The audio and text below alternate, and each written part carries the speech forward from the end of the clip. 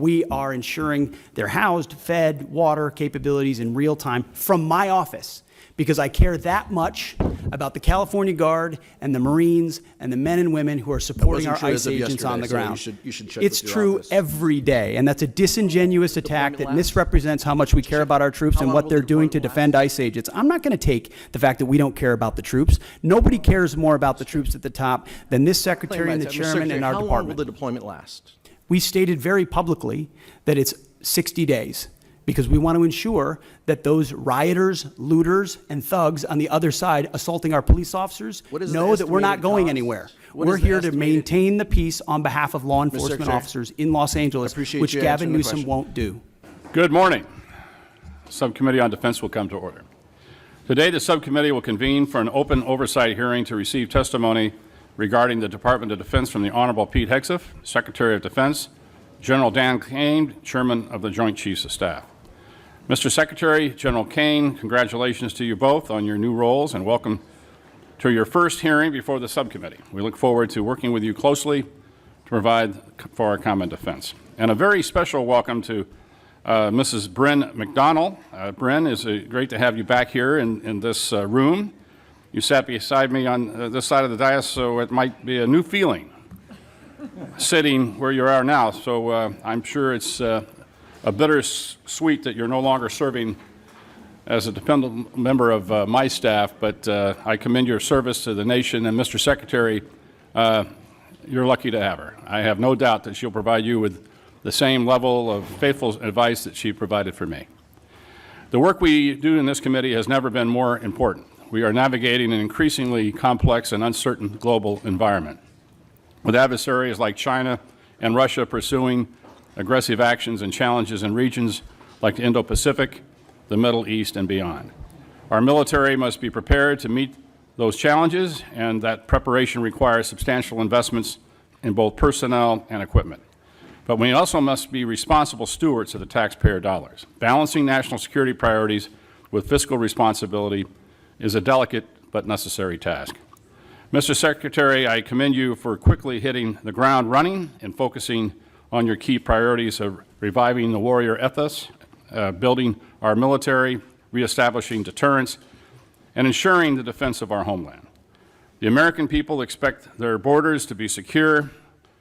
The challenges of our southern border, including the ongoing flow of illegal drugs, human trafficking, and other illicit activities, are growing threats to our security and must be addressed. The cartels exploiting our border and increasingly sophisticated and dangerous. The Department of Defense has a critical role in this fight. Mr. Secretary, I applaud your efforts in focusing resources to ensure the border is secured. I look forward to more discussion about what resources are necessary to keep the momentum going without compromising our ability to meet threats abroad.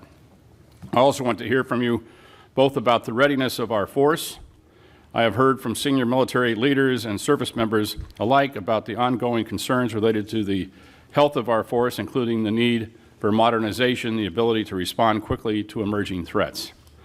While this committee has consistently provided funding for investments in next-generation systems, from hypersonics to autonomous platforms, we're still seeing troubling delays and cost overruns in a number of programs. We simply cannot deter near-peer competitors like China by falling short in sustaining our defense and industrial base. That is why it's critical that we continue to focus on the pace of modernization, particularly in areas like air superiority and munitions production. The committee has been steadfast in our support of entities within the department that challenges the status quo, such as DIU, the Office of Strategic Capital, and ATFIT. These innovation entities are alternative pathways to deliver capability quickly to the warfighter, and I would appreciate the opportunity to work with you to bolster these activities as a way to bring disruption and competition into the department, which, in my experience, can yield better and faster results. I also want to discuss the critical importance of our partnerships and alliances. The AUKUS agreement is one of the most significant defense initiatives in recent years, with the potential to reshape the strategic landscape in the Indo-Pacific. As we pursue these initiatives, we must ensure that we are maintaining our own military capability. Our shipbuilding programs remain over budget and behind schedule and under-delivered. This is simply not acceptable, and we need to have credible, executable naval force structure plan to keep pace with threats that we face, particularly from China, while ensuring taxpayer accountability. Finally, we must always remember the men and women who wear the uniform. Far too long, we heard from too many junior enlisted service members who are struggling with basic needs. These men and women, the backbone of our armed forces, they perform the tough and often dangerous work that keeps our country safe. I was proud to help secure a 10% raise for our junior enlisted service members on top of the 4.5% raise that all service members received last year. It's critical that we continue to provide support for all those who fight in defense of our great nation. We ask a lot of our military, and the strategic landscape is more complex than ever. I look forward to a frank discussion on how we are matching resources to priorities and honoring our commitments to both readiness and to our people. I now recognize the distinguished ranking member, Ms. McCollum, for her opening remarks. Thank you, Mr. Chairman, and I'd like to thank all of you for appearing here today. And I'd like to thank all the men and women who serve in our military, both wearing the uniform and as civilians. As I say often, national security is holistic and not just defense spending. Do Americans have the health care that they need? Are we providing good nutrition to our kids so that they can eventually grow up strong and serve in our armed forces? Cuts to Medicaid and SNAP and the reconciliation bill put the whole of our society at risk, and I believe that this weakens our national security. Also, billionaires can have their tax breaks. It's also irresponsible for us to assume that you can fund the defense programs through an unstable reconciliation process. That's why it's never happened before in our nation's history. What else has never happened before was the Departments of Defense operating under a full-year continuing resolution. The CR was endorsed by President Trump, OMB Director Voigt, and you, Mr. Secretary. After enactment of the CR, the Department had 45 days to submit a spend plan to Congress. In many cases, it ignored congressional intent. OMB has an obligation to get money to the services so that contracts can be executed in a timely fashion. But every defense company, from the smallest startup to the largest prime, has told me it is going too slow. Time and taxpayers' dollars are being wasted. Our national security is being put at risk because of the lag time. CRs are simply wasteful. But the point of this hearing is the President's fiscal 2026 budget request, and we don't have it. It was due in February. Today is June 10th. 4 months from now is the end of the fiscal year, and all we have is a very rough draft. The DoD has failed to submit a complete request. So today we are forced to mark up at a rushed and, for me, an incomplete Defense Appropriations Act. I don't blame Chairman Cole or Chairman Calvert. The fault is squarely on the administration. But just like the CR, this has national security ramifications. We do not have the critical information, the granular details on the DoD programs that we need to make in order to be effective and efficient with our decisions. The President proposes, Congress disposes, and that's how our government works. How can I work with this administration in good faith when we don't have a full blueprint of the President's priorities? For example, Golden Dome at this point is merely a concept. It's not a plan. None of us have been briefed yet on how you intend to spend $175 billion or deliver this program in 3 short years. We do not know if priorities like Golden Dome, if they do not survive the reconciliation process, what will the department do? You can't come back to this committee and ask us to fill those gaps. Defense spending should never have been included in reconciliation. Mr. Secretary, it's still incumbent upon you to provide us with the real budget request. That's the only way to finish a full-year bill that will address DoD's complex issues, like delays to the Virginia and Columbia-class submarine programs, the skyrocketing cost of the Sentinel program, ensuring our F-35 fighters are operational, and taking care of the quality of life issues for our service members and their families that they deserve. We also must understand the administration's approach to geopolitical concerns, like Russia's illegal invasion of Ukraine, or plans to address the military capabilities of the People's Republic of China. or adequately support our future military posture in the Arctic as the polar ice cap continues to melt? We don't know the answers because the administration has not submitted a budget. Mr. Secretary, let me close with this. There's no secret that we have some serious disagreements. The President's decision to call the National Guard troops to Los Angeles was premature, and the decision to deploy active duty Marines as well is downright escalatory. Active duty military has absolutely no role in domestic law enforcement, and they are not trained for those missions. I ask you, Mr. Secretary, and I ask the President, follow the law. I was also appalled by your decision to fire Chairman Brown, Admiral Franchetti, and other military leaders who served our nation with distinction. You fired them without giving a single reason why. Many Americans, myself included, have witnessed what is a deliberate effort to silence and diminish the achievements of minorities and women in the military. Their dedication, their heroism, their sacrifice on behalf of our nation deserve recognition, not erasure. As a former history teacher, I know and acknowledge uncomfortable truths about our own history. It is the only way, when we recognize them, that we move forward together. Since World War II, the Department has made great strides in building a military that is more reflective of the population of this nation.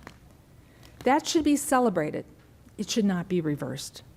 That's how we build a more perfect union. We build it together.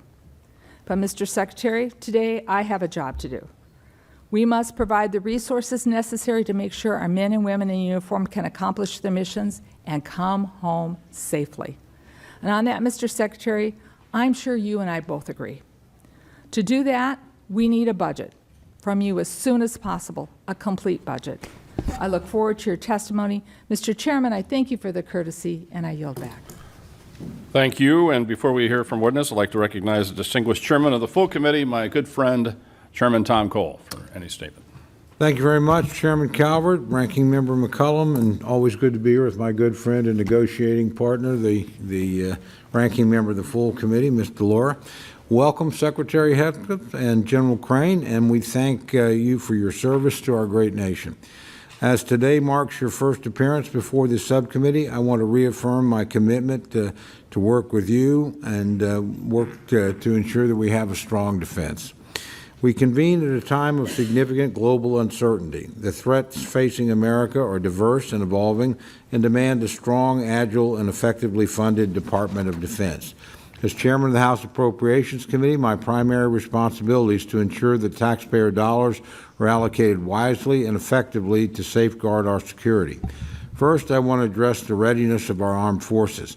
We must ensure that our troops are fully equipped, trained, and prepared to meet any challenge. I'm particularly interested in the current state of our defense industrial base and the steps being taken to address any identified shortfalls in being able to meet production demands.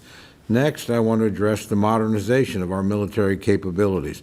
It takes us too long to acquire new weapon systems. Meanwhile, our adversaries are rapidly developing advanced technologies. We must not surrender our technological edge or allow our forces to be under-equipped and outgunned. I'd like to hear about your plans for Golden Dome, hypersonics, and other programs that are evolving with the constantly changing nature of war. It's imperative that we invest in technologies that will define the future fight. At the same time, we must remain realistic about development timelines and avoid overcommitting to a single approach at the expense of adaptability. It's important that this subcommittee understands how trade-offs and risks were approached in this budget. I've been concerned about capability gaps during transitions from one platform to the next, and while space is the next frontier, I'm hearing more and more that space offers an answer to every problem. While I'm optimistic about space-based capabilities, I certainly think platforms like the E-7 offer tremendous capabilities until, and frankly beyond, when space is fully online. We need diversified capability and support for programs across domains to ensure continued military dominance. I also want to hear more about the Department's efforts to produce a budget that balances maintaining a strong defense posture with exercising fiscal responsibility. I'll be seeking assurances that the department's maximizing efficiency and eliminating wasteful spending. And Mr. Secretary, I look forward to hearing more about what you've done with the efforts undertaken so far. I must say, I do agree with my friend, Ms. McCollum. We need more information than we've gotten from OMB. That's not your responsibility, but it's critical for us to be able to make the decisions we're going to have to make. And again, I understand all the complexities of being a new administration. Nobody ever meets the timeline when they first come into office. And we've gotten a lot of good information from OMB, but the reality is we frankly need more than we've received so far to make the decisions that we're called upon to make. I want to emphasize the importance of congressional oversight, and again, I'm committed to working with the Department of Defense to ensure that our national security objectives are met. However, we also have a duty to hold it accountable for its spending and performance. And I think I can speak for almost everyone in this room. No one liked the way the fiscal year 2025 process ended. Again, that's not your fault, that's our fault. And there's plenty of blame to go around, but it's certainly an experience I don't want to repeat. I don't want you or your colleagues at the Department of Defense to have to operate under a CR again for the coming year. I know the difficulties that places on you. Every member of this committee knows that. You've got my commitment. We're going to work hard to avoid that this year. But again, we need some help from all concerned in the process to achieve that goal. And almost no one, again, as I said, liked the way the process ended, but we owe it to the men and women in uniform to get this right. It'll require collaboration with the department to inform and produce a product that will meet that goal. I look forward to being your partner in that effort. And again, I want to thank you for being here today. And again, I want to thank you for your extraordinary service to this country before you assumed this position. I think that's one of the reasons why we've done as well recruiting, is people that are thinking about putting on the uniform of the United States have confidence in you because you've made that decision and you served this country with distinction before you ever came on this post. And leading by example is an important thing, and I want to thank you for the example you set for men and women to wear the uniform of the United States. With that, again, welcome in your first appearance, and we look forward to hearing your testimony. I yield back, Mr. Chairman. Thank you, Mr. Chairman. I'd like to now turn to the ranking member of the full committee, Ms. DeLauro, for any opening comments. Thank you so much, Chairman Calvert and Ranking Member McCollum, and always to, again, my dear friend, the chairman of the committee. We've worked together for many years in producing, I believe, bipartisan appropriations bills, and it's our attempt to be able to do that this go-round as well. Thank you for holding this oversight hearing on President Trump's Department of Defense. To our witnesses, Secretary Hegseth, Chairman Kane, Ms. McDonnell, welcome to the House of Representatives, and thank you for appearing before us today. Defense is the largest portion of our discretionary budget, yet you have still not sent this committee a complete budget request. We are in mid-June, Mr. Secretary. We are marking up a defense funding bill in a few hours, and yet we have no idea what your department actually needs. We have no details as to how you want to implement your plans. We should be discussing how you plan to get our submarine programs in order, how the Black Hawk platform will be utilized into the future, and how you plan to improve our service members and their families' quality of life. It is unacceptable for us to move forward with a defense funding bill without this information, and it is regrettable that the administration has put us in this position. If we cannot complete this process on time, we risk yet another continuing resolution, which is wasteful, inefficient, and detrimental to our military readiness. Already, your methods for funding our nation's defense programs are as unwise as they are unprecedented. You backed the first full-year continuing resolution for the Department of Defense. Particularly defense has always been opposed to moving in that direction because of the uncertainty that a continuing resolution. Now you are relying on a risky and a partisan budget reconciliation process instead of regular appropriations to fund vital programs.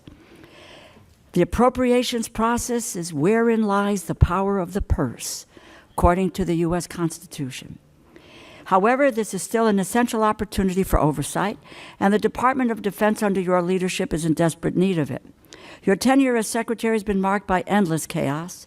Your first day in office, the Inspector General, whose job is to investigate waste, fraud, and abuse, was fired. Weeks later, you dismissed the Chairman of the Joint Chiefs of Staff and 5 other admirals and generals. Your careless sharing of military secrets in a non-secure signal chat, which could have placed American airmen in danger, led to the firing of former National Security Advisor Waltz. You have directly fired several of your top advisors, and the ranks of civilian staff have been decimated within key agency posts, including the Defense Health Agency and the Missile Defense Agency. Mr. Secretary, of all the cabinet departments, stability at the Department of Defense is the most critical for Americans' safety and security. Going after waste in defense and an audit among contractors long overdue, as is a fresh look at defense after what we learned in Ukraine. But that requires thoughtfulness and cooperation, not rash and reckless purges of leadership and rank-and-file staff. And firings based on political loyalty are an affront to what our Constitution and our military stands for and depends on. Meanwhile, this administration has done seemingly everything possible to alienate America on the world stage and turn our back on our allies, particularly Ukraine.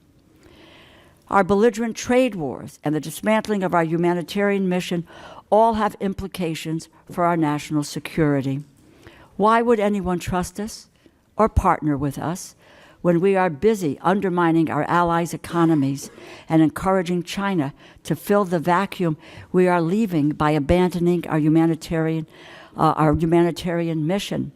The bags of flour that I've seen on foreign soil that say U.S. AID, U.S. product of the United States of America will be gone, and instead will be replaced by China or Russia or Iran. Conflicts around the world that President Trump promised he would resolve overnight are only escalating. While we need to focus and prepare for threats to freedom and democracy worldwide, the Department of Defense is mired in controversy and chaos. The American people expect, deserve, and demand better from their military leadership, and the lawlessness across the government must end.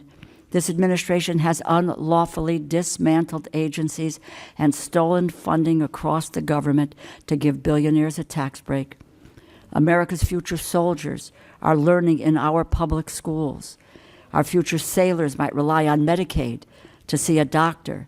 Our future airmen and women might only have a meal to eat because of SNAP or food stamps, or they may live in subsidized housing. If tomorrow's service members are worried today about having their most basic needs met, then they are being held back from their fullest potential, and that weakens our national security. National security is not just machines and munitions. It requires a whole-of-government approach, which is why this administration must provide us an acceptable and complete budget as soon as possible so we can conduct proper oversight, and why this administration must cease the lawless stealing of appropriated funds. I thank the Chair and Ranking Member, and I look forward to your testimony. I yield back. Thank the gentlelady. We'll now begin with witness testimony. Gentlemen, without objection, your full written testimony will be placed in the record. Secretary Hegseth, we can start with you for your summary of your remarks. Secretary, you recognize. Well, Chairman Calvert, Ranking Member McCollum, distinguished members of the committee, thank you for the opportunity to testify in support of President Trump's proposed fiscal year 2026 budget for the Department of Defense. I'm honored to testify today alongside General Dan Kane, Chairman of the Joint Chiefs of Staff, and Bryn McDonald, who is performing the duties of DoD's Comptroller and Chief Financial Officer. I'm also proud to represent and serve our warriors and their families. Today, as they do every day, they are keeping America safe. They're defending the homeland, they're standing up and deterring communist China, and we're working hand in glove with allies and partners to achieve peace through strength. I'd actually like to start by thanking this committee and Congress for your bipartisan leadership to give our troops a big pay raise in 2025. This included an additional 10.5% raise for our junior enlisted service members, E1 to E4. Thank you also for supporting other initiatives that will improve quality of life for our warriors and their families. With a focus on our troops and their loved ones, I've directed additional actions that will further improve their quality of life. These include making historic investments in improving the living conditions in barracks and base housing, reforming the PCS process to reduce the cost and stress of moving, and improving the quality of care provided by the defense healthcare system. Now, the best part of my job is meeting and interacting with troops and their families. I hear their concerns. I know how it feels to face those challenges. I've been there recently. Each of these initiatives responds to feedback that I've received from the force, and I'll keep listening and looking for ways to improve their quality of life. Under President Trump's leadership, this budget puts America first and gives our warriors what they need. The $961.6 billion budget request, over $1 trillion for national security, will end 4 years of chronic underinvestment in our military. In the last 4 months, we've moved quickly to reverse course after 4 years of weakness and mismanagement.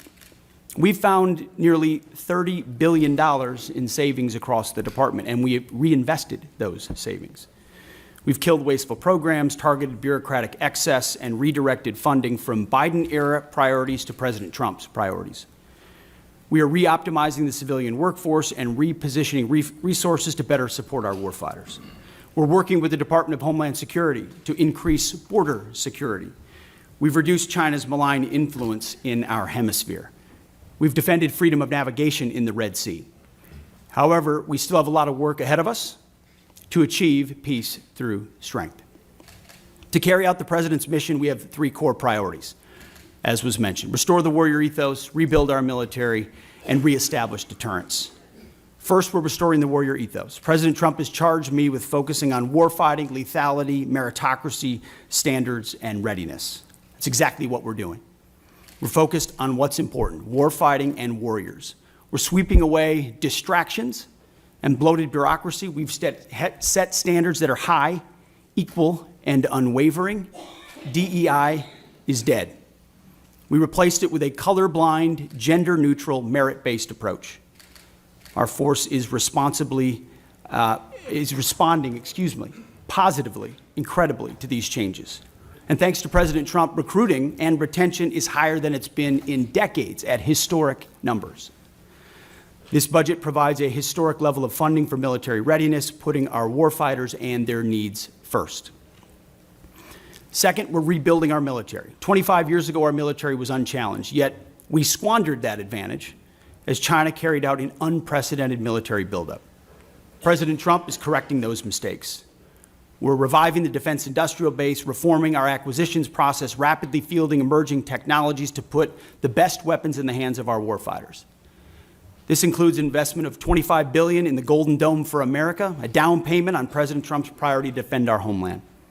It also commits more than $62 billion to modernize and sustain our nuclear forces. The budget allocates $3.5 billion for the F-47, the world's first 6th-generation air superiority fighter.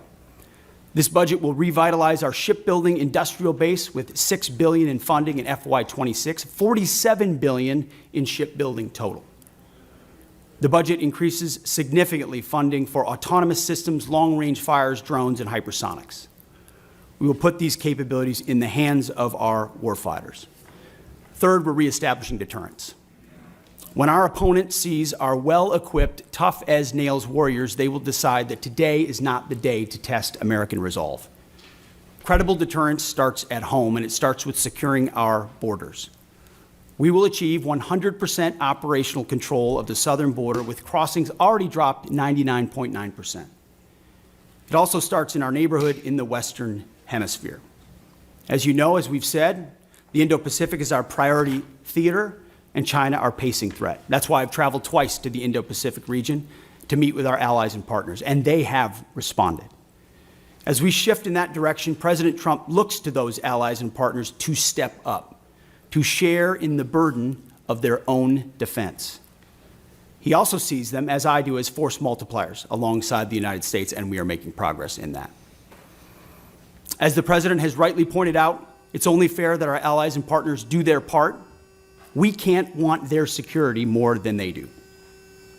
So the Department of Defense is executing a common sense agenda to achieve peace through strength. The threats we face are serious, and so must our investments be. So what this budget does, it matches capabilities to threats. We must overcome decades of neglect and decline. We must fortify our position as the world's most lethal fighting force, and we must act fast. This committee is our critical partner in everything we do, and your leadership and oversight is essential. So we look forward to accomplishing these goals, to achieving peace through strength, to supporting our warriors, protecting our citizens and taxpayers, together with you. May God grant us the wisdom to see what is right and the courage to do it. Thank you. Thank you, Mr. Secretary. General Kane, you're now recognized for your remarks. Thank you, Chair Calvert, Ranking Member McCollum, other leaders, members of the committee. I'm honored here today to join Secretary Hegseth and Ms. Bryn McDonald to appear before you today to testify on the President's fiscal year 2026 budget. Today's hearing reflects our shared commitment to maximize efficiency, accountability, and lethality to our taxpayers' investments, ensuring that every expenditure increases the survivability of our joint force, providing our warfighters with the advanced capabilities and capacity and cutting-edge technologies required to dominate our adversaries. I have deep gratitude for everyone in this room and your commitment and cooperation to help us deliver the capability and capacity for our 2.8 million members of our joint force, the civilians that serve alongside us, and of course their families, all required to work together to deliver, as the Secretary said, peace through strength. It is my responsibility as chairman to understand the global set of conditions, advise the Secretary, and integrate our joint forces to confront and manage risks worldwide. This demands a comprehensive understanding of all domains: space, cyber, air, sea, undersea, all military services, each region, and at times our allies, partners, of course, as we consider carefully what they bring to the table, and to inform the decisions that you'll make to give us the finite taxpayer dollars required to ensure the greatest strategic impact with that investment. The President's budget enables the joint force to defend our great nation against adversaries seeking to do us harm. We are relentless in our pursuit of innovation and technology that allows us to deter our adversaries at every opportunity, while ensuring we're positioned to win on the battlefields of the future when called upon. This budget empowers the joint force to get after Secretary Hegseth's three pillars, as he mentioned: restoring warrior ethos, rebuilding our military, and reestablishing deterrence, and ensures, from my perspective, the joint force is properly armed, globally integrated, and ready. The President's budget invests in our warfighters. To win on the battlefields of future, as I said, our forces must be properly armed with the right capabilities: lethal, modern, reliable, survivable, and at scale. Victory requires people and platforms that will overmatch the enemy day after day. Systems that will be required to operate under the harshest of conditions, and technologies that will give our warfighters the decisive edge that they deserve. This budget gives us the necessary tools to reinvigorate our national and defense industrial base. Our nation is full of incredible talent, and we need to get every bit of it moving in the same direction. This budget also helps the joint force get globally integrated. I think we're relationship entrepreneurs within the joint force, which requires us to work together with the military, our allies and partners, industry, and of course the interagency, to be connected before crisis begins. Finally, the President's budget reflects our mandate to stay ready, always on the account, anticipating the next fight, not fighting the last fight, and delivering for our force and their families. Our force and our families are the last and most important part of this budget. This budget makes meaningful investments in our service members and their families, improving quality of life, housing, medical care, and the moving process. Along with our most precious asset, our people must be properly armed, integrated, and ready. I also want to highlight the service member over my right shoulder quickly, the senior enlisted advisor to the chairman who will retire after 37 years, Sergeant Major Troy Black. He didn't know I was going to say this today.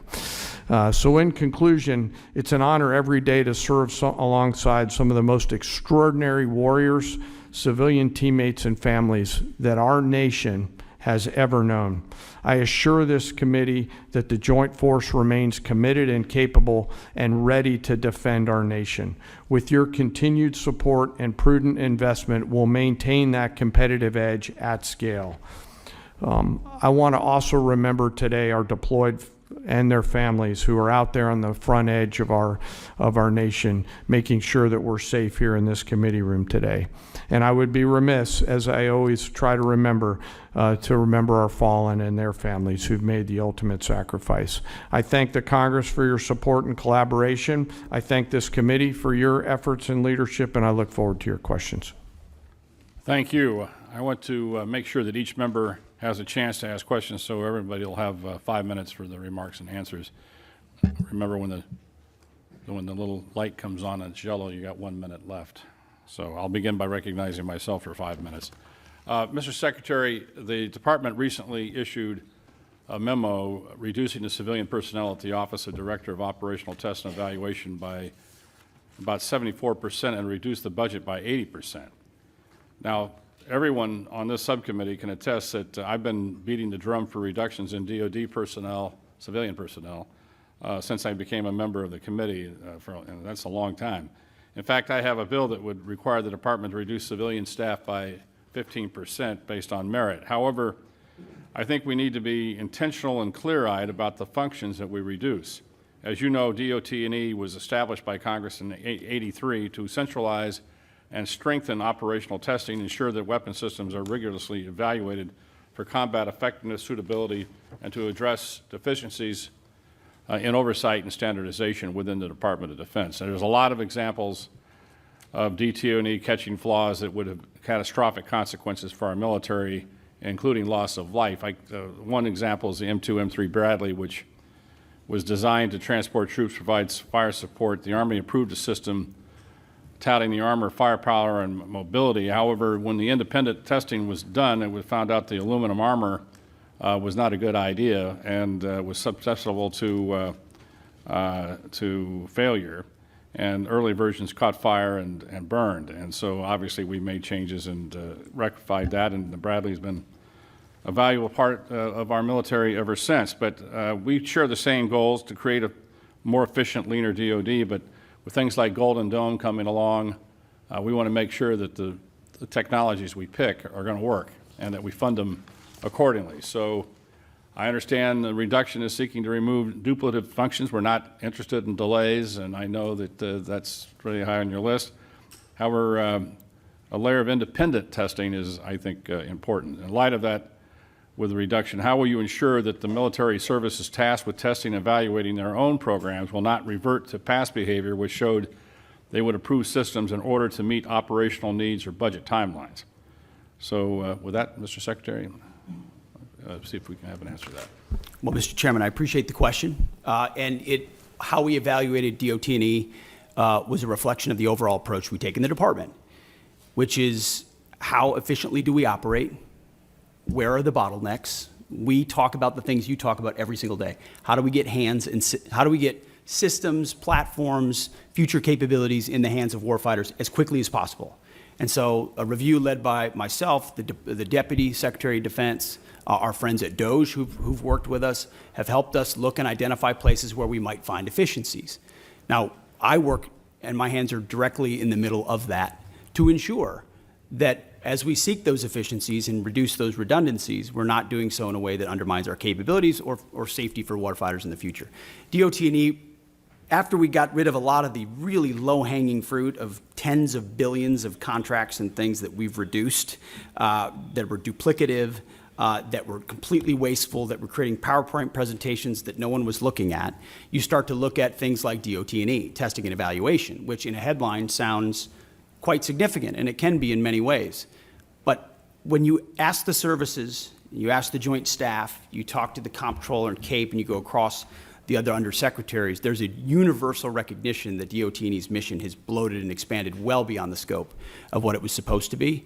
And as a result, was expanding by months, and sometimes even more than that, the amount of time it was taking for systems to actually make it in the hands of warfighters. So you still have services in other places doing that testing and evaluation. This remains in place at a right size. So we see it as a right sizing of DOT&E. So it still provides that oversight and ensures across the joint force we're recognizing the challenges, but it doesn't add unnecessary time. So we recognize why it was created. We want it to do its job, but not more than its job. And that's what we believe it's doing by reforming it. Well, thank you for that answer. Obviously, as we expect new systems, new technologies to come online quickly, we want to make sure this committee that we're funding it properly and to make sure that you can handle the volume in which that you're anticipating, especially with a new technology like Golden Dome, which, you know, we still, as the ranking member pointed out, we still haven't seen a clear definition of what it is and what it's a strategic theater system, lower 48, Hawaii, Alaska, the rest of it, and how these layered systems are going to be put out there to defend the country and to make sure that we're not spending a lot of money unnecessarily. So testing and evaluation is going to be an important part of that. With that, I recognize Ms. McCollum.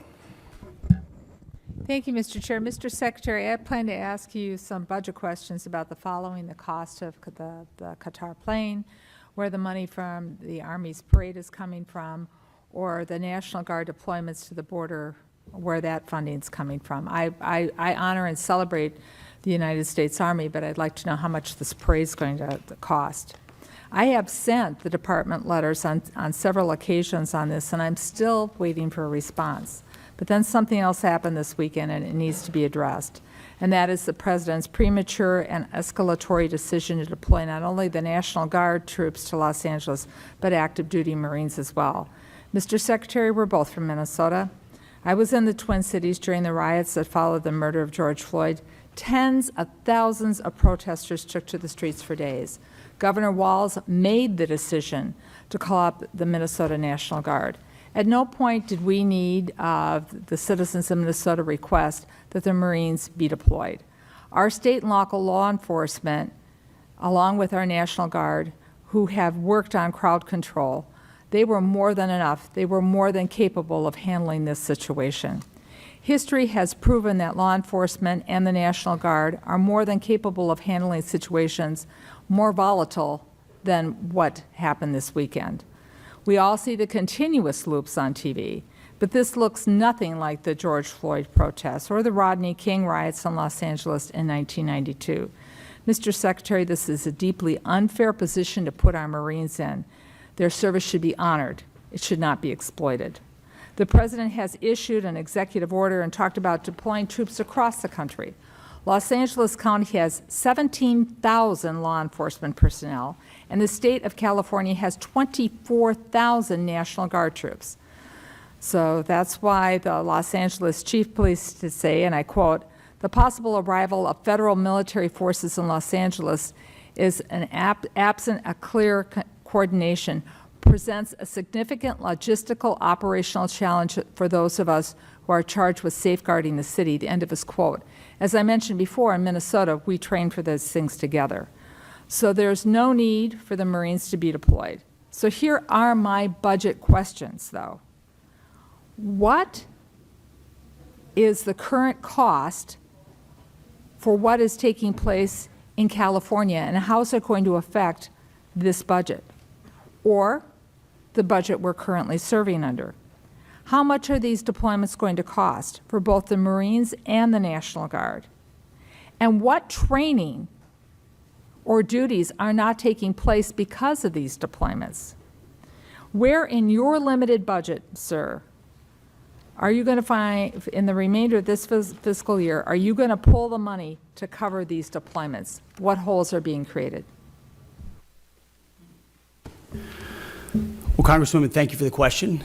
You are right. We are both originally from Minnesota, which is why I recall 2020 quite well, when Governor Walz abandoned a police precinct and allowed it to be burned to the ground, and also allowed 5 days of chaos to occur inside the streets of Minneapolis. The police precinct, ma'am, was abandoned and burned to the ground. And because of that, the National Guard was eventually far too late mobilized. And President Trump recognizes a situation like that, improperly handled by a governor, like it was by Governor Walz, if it gets out of control, is a bad situation for the citizens of any location.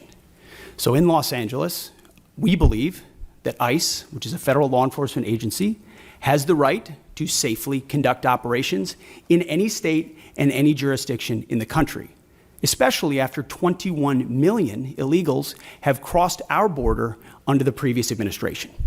ICE ought to be able to do its job, whether it's Minneapolis or Los Chairman, Angeles. I have limited time. I asked a budget And they are question. being- Could the Secretary please address the budget? Thank you. You asked about the situation in Los Angeles, and we believe asked about ICE the budget. agents should be allowed to be asked about the safe in budget, doing sir. their operations, and we have deployed National Guard and the Marines to protect them in the execution of their duties, because we ought to be able to enforce immigration law in this country, unlike what Governor Walz did in 2020. There are 17,000 LAPD, you mentioned that. There would be 18,000 if not for the defund movement that folks like Gavin Newsom and Karen Bass have Chairman, implemented.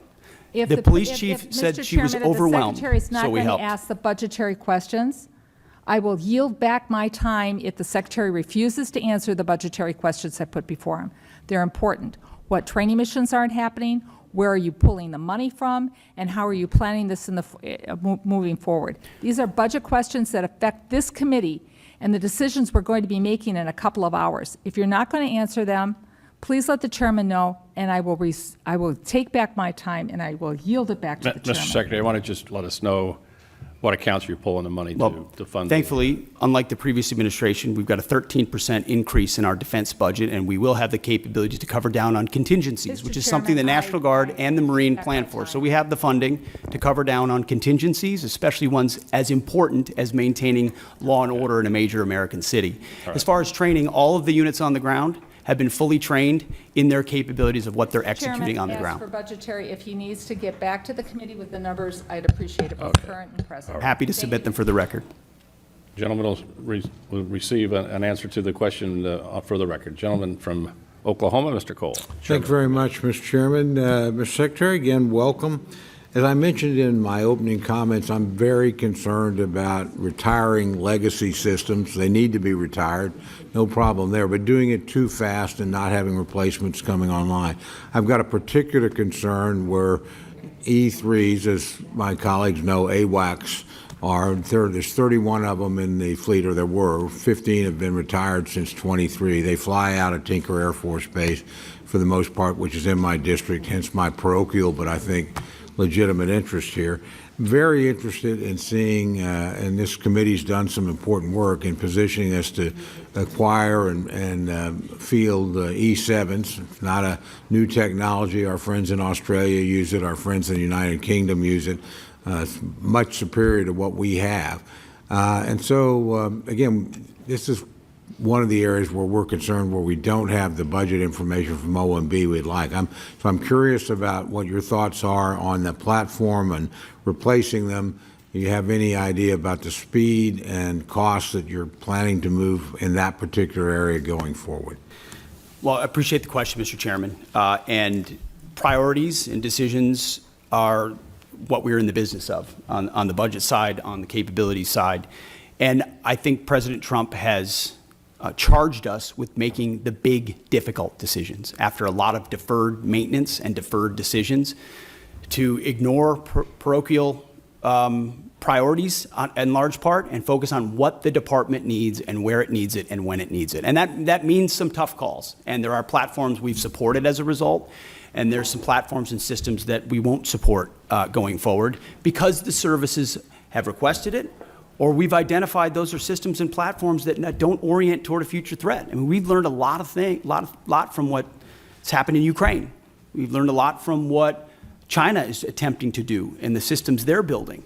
So if we have systems and platforms that are not survivable in the modern battlefield, or they don't give us an advantage in a future fight, we have to make the tough decisions right now. That's my job, that's the chairman's job, and it's our job to fund those new systems and make tough calls. So the E7 is an example of that. We're going to fund existing platforms that are there more robustly and make sure they're modernized. But we believe most of the ISR, or a great deal of the ISR in the future, will be space-based, and not in a scientific space-based, we hope we'll get there, but in a we're funding capabilities that will surpass some of those airborne capabilities. So we're willing to continue to review things like the E7, but from our view, investments in existing systems that carry forward that capability alongside even bigger investments in space-based ISR gives us the kind of advantages we need on a future battlefield. I think that's a fair point. I would point out, I've been on this committee a long time. I watched the U.S. Army waste $29 billion on the future combat system because it was going to be so great. And it didn't, and we wasted a ton of money. We got a platform here that works. Space is great. It's unknown. It's undeveloped. And I would just urge you to look at this pretty carefully as you make the decision. We certainly will as a committee. I don't know how much time I've got left because the clock's not running. You're the chairman, so.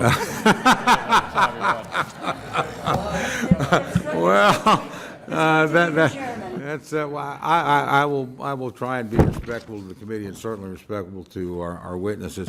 I have one other quick question, if I may, and I think probably a lot of members have had these concerns. Look, I'm largely very much in favor of the hiring freezes and some of the things you've done personnel-wise. So this is not a criticism, but I do hear that we have certain exempt positions like aircraft mechanics, like firefighters. We're having a problem with that. Again, Fort Sill, I got the home of the field artillery and air defense artillery as well. It's a pretty military district. Nobody's being critical, but we're having a hard time getting, these are exempt categories, those filled. Can you sort of tell me where we're at on that? Because these are mission critical people. It's a great question, sir. It's something we're paying very close attention to. In fact, we meet on it multiple times a week. It includes shipbuilding capabilities, childcare centers. There are a lot of positions that affect our industrial base, our capabilities, or our families that we are working diligently to ensure we're getting those exceptions as quickly as possible, those waivers. But we're also trying to do right by right-sizing the civilian force, which has gotten too bloated too fast and has mostly been right-sized through voluntary separations through DRP. So I acknowledge that. And we can get you a full list of the exemptions as well to make sure you understand where we're making trade-offs. I'd appreciate that very much, Mr. Secretary. Thank you. Thank you, Mr. Chairman. Yield back. Thanks for your courtesy. Thanks, gentlemen. Mr. Lauro. Thank you very much, Mr. Chairman. I'd like to focus, Mr. Secretary, my question on submarines and our national security, our military shipbuilding, and as I said specifically, submarines, critical investment for national security and for the economy of my home state of Connecticut. This is a yes or no question, Mr. Secretary. Do you agree that continued investment in the Department of Defense in submarine production is in fact critical to the United States national security and military readiness? Very critical. Okay, so yes, thank you, and we agree. They'll continue to be a critical asset to deter adversaries, sustain the advantage we have in undersea domain, and the Defense Department should continue to support these programs. What is the status of the Department's investments in submarine programs?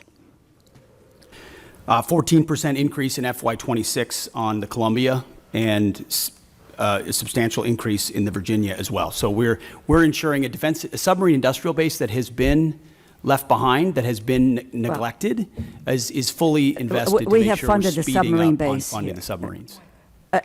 More than half, and you can go back to last December, but I want to move on. Do you know where our submarine production currently stands, and whether current production is sufficient to bridge the gap between current fleet size and projected need? There is a gap, but we believe we are closing it, ma'am. Yes. And if you can get to us the information about how, in fact, that you can close that gap, because we do not have any information or data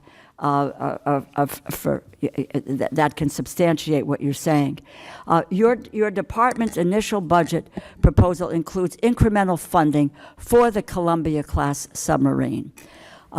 Is that going to raise alarm bells across the defense industrial base by signaling a lack of commitment to the program? No, we could not, ma'am, we could not be more committed to Columbia. The centrality in the triad, ensuring it delivers on time, it's central to the deterrent and the base of the United States. So do we are you know very how much committed of a to that. financial hole this will create for the defense industrial base? Will there be a financial hole for the defense industrial base in 2026?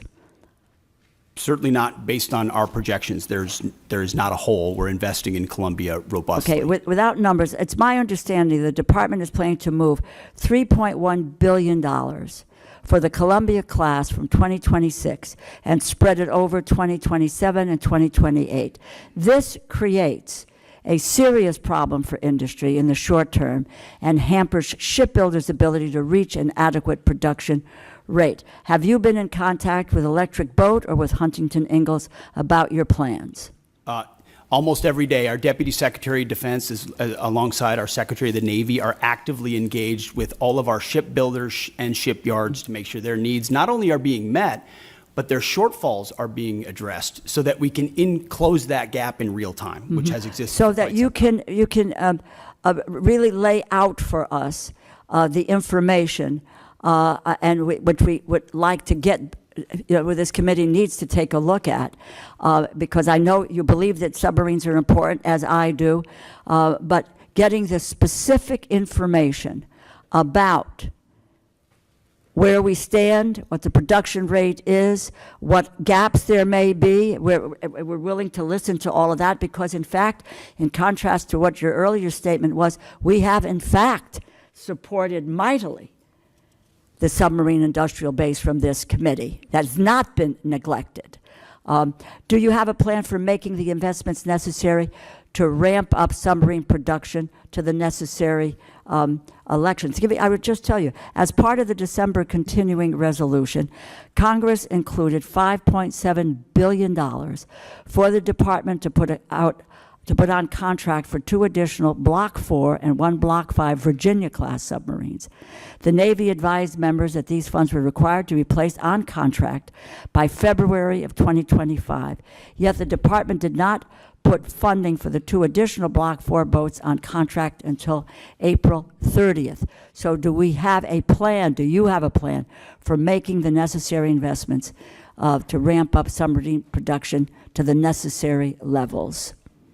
And what is that plan? Ma'am, first of all, I want to thank this committee for the flexibility alongside FY25 and the continued resolution. Well, I would hope which you is would less- thank this committee for the a lot of funding flexibility that it provided had on the made. submarine We industrial have made a base, and we serious appreciate that. investment. So your first statement is inaccurate. We have focused squarely on submarines, and we now want to know where that is going and what your plan is for the continued advancements to meet production levels and make sure that that is an area that's covered for our national security. Ma'am, I fully acknowledge the investment this committee has made in shipbuilding, and the challenge is our department under the previous administration squandered a lot of that by Please, not I don't. investing I want your plan.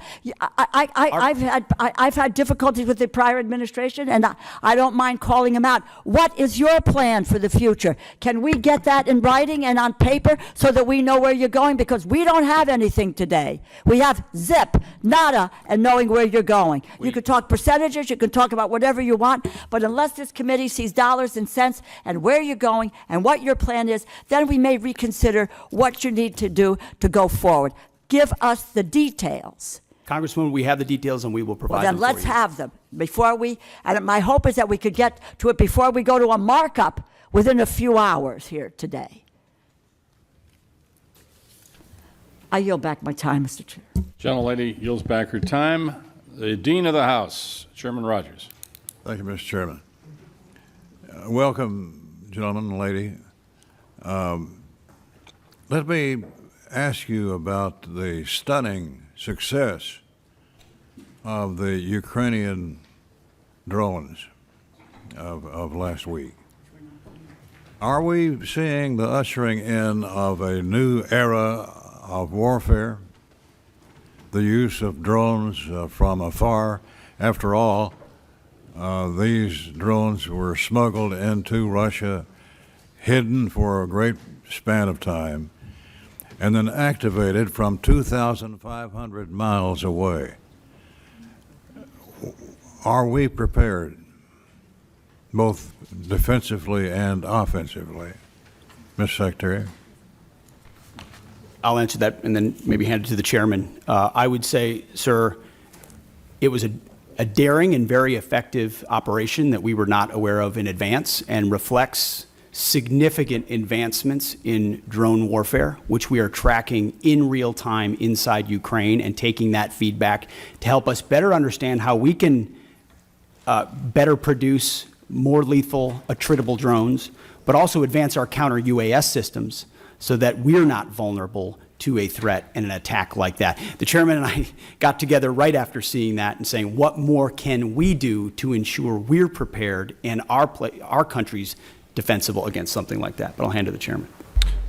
Mr. Secretary, Congressman, thank you for the question. I think it goes to your more strategic question about is the way and nature that we're fighting our wars changing, sir? The answer is likely yes. Mass numbers of rounds moving back and forth with precision and autonomy are all things that are advancing in the technology trend exponentially. One of the things that I've talked with some of the leaders of this community and committee about are buying capabilities along the technology curve or ahead of it. And so I do think it was a bold move, and it represents a new and different way of fighting wars as we've seen over the past few years in that particular fight, sir. What do we need to do to protect ourselves from a similar type raid by an adversary? Well, sir, intelligence is critical. Human intelligence, signals intelligence, every aspect of how we get ahead, get to the left of a problem like that. And certainly our department in conjunction interagency are focused on that. But then it's rapidly fielding the commercially available technologies in some cases, but others proprietary, whether they're EW, whether they're microwave, whether they're kinetic, to defeat drones either individually or in swarms in multiple locations against, protecting our people, protecting our installations, protecting our critical infrastructure, protecting our bombers. And some of that speaks to Golden Dome and what we'll do there, but you also have the particulars of the immediate. Our forward deployed troops, are they properly covered by counter-UAS systems? Do we have the best systems forward deployed? And that's something we're looking at every single day. We live in a dynamic operating environment, and the chairman knows this, the deputy, our policy shop, we are focused on ensuring that this is front and center, considering how central this threat will be going forward.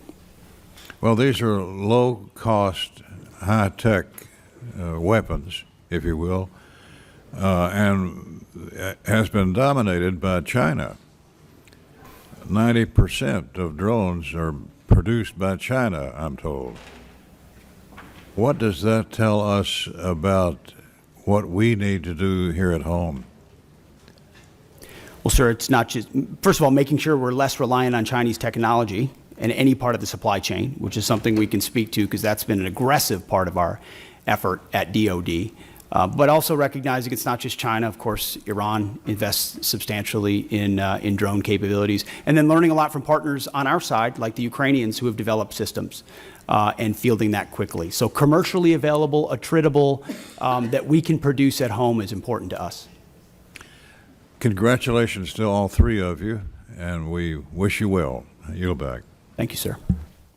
Thank the gentleman for a question. Real quickly, is it the press stories accurate that 40% of the long-range bombers from Russia were destroyed in that attack? Is that an accurate number? So I'm not exactly sure what the percentage is, but I also know that I may not say that in open session. So I'll take that and get back to you through appropriate channels. Thanks, gentlemen. Ms. Capter. Thank you, Mr. Chairman. We welcome our guests. I come from a family of combat veterans going back a long time. And my comment is the use of certain words and what they imply. When I hear warrior ethos, and I hear it a lot from you, Mr. Secretary, I'm concerned. All the soldiers in our family, all of whom fought and received medals for their combat service, call themselves soldiers. Marines are trained to kill. In terms of domestic policing, our police and our National Guard at the state level, carefully used, but also our state police are used in civil enforcement, and they are good. I don't need any reply. I just am concerned about what those words you often utter actually do in people's minds and change the language we have used since the founding of this republic. So that is a concern of mine. I wanted to go to the General and Chairman, if I could. We've heard a lot this morning about Defense Industrial Base. And this is something I ran for office on a long time ago. We have not made significant progress as a country in this regard. And the places that made things, whether they were machine tools, whether it was composite materials, were left behind. It's one of the reasons for the division in our society. So I am very interested in knowing what specifically and in which accounts, and I hope you can get this back to us within a week and a half, you are going to focus on in order to inject additional resources in the defense industrial base of this country. What will that look like? We are just successful now in helping steel to revive and some of our composite metals. 40 years ago, I wrote a title to the defense bill dealing with strategic metals. Nobody at Department of Defense cared, okay? So I'm interested in which accounts, if you could kindly get back to me on that, and when you say defense industrial base, budget-wise, in which accounts, what does that mean? All right, I don't expect you to answer it now. Can you tell me when you might get that information back to us? Well, ma'am, you just said a week and a half, so I know the awesome humans behind me are scribbling madly to come back to that. Can I just make a quick comment? You know, I happen to be a lucky guy that served in the private sector for a while, and I ran a machine shop in Texas along with a metal finishing business. So when we talk about defense industrial base, I broaden that out to really the national industrial base. There are certain components that are made in the defense side, but as you articulate, ma'am, many others are made in the small machine shops out around this entire nation. When I talk about mobilizing our nation, I think of that national, not just defense industrial base. What do we have to do to create greater capacity all the way down the chain to include jobs at the local level for those people that build quality parts and deliver on time with shorter lead time and lower cost? And so I have great empathy for what you're talking about, and we'll get back to you just as soon as we can. Yes, and General and Secretary, going back to the drone attack in Ukraine, a country that was invaded by the Russian dictatorship, starting in 2014. They've been at war for a decade, more than a decade. What they've done with drones is astounding. It's going to change warfare. One of my questions is, what are you doing to establish relations with Ukraine and not turn your back on them as an administration and help them win, help liberty win? This has implications way beyond the boundaries of Ukraine. Russia's got 11 time zones. I mean, this is the most important test of liberty for our NATO alliance in my lifetime, and we better help win. And that involves moving forward faster on drone technology. I'm very worried about our air bases where we have secure assets. Mr. Secretary, can we defend them today if they were to have a similar attack? We're certainly very focused on that, ma'am. And we're learning every day from Ukraine. I think we would need to clarify what win means. This president is committed to peace. He's committed to stopping the killing. And he was not in office when it started in 2014. There were no additional incursions in his first term. And then under the previous administration, Vladimir Putin sought to take Ukraine. We're committed. this administration's committed to peace, to stopping the killing, and we think that serves Did you just American leave interests. Ukraine, Mr. Secretary? Did you just leave Ukraine? Young lady's time's expired, but if you can get I did back not leave to Ukraine. us on that. No, that ma'am. Have would you be great. visited Ukraine? No, ma'am. My first trip No. there, sir, was 1973. I Time yield back. has expired. Mr. Carter, you're recognized for 5 minutes.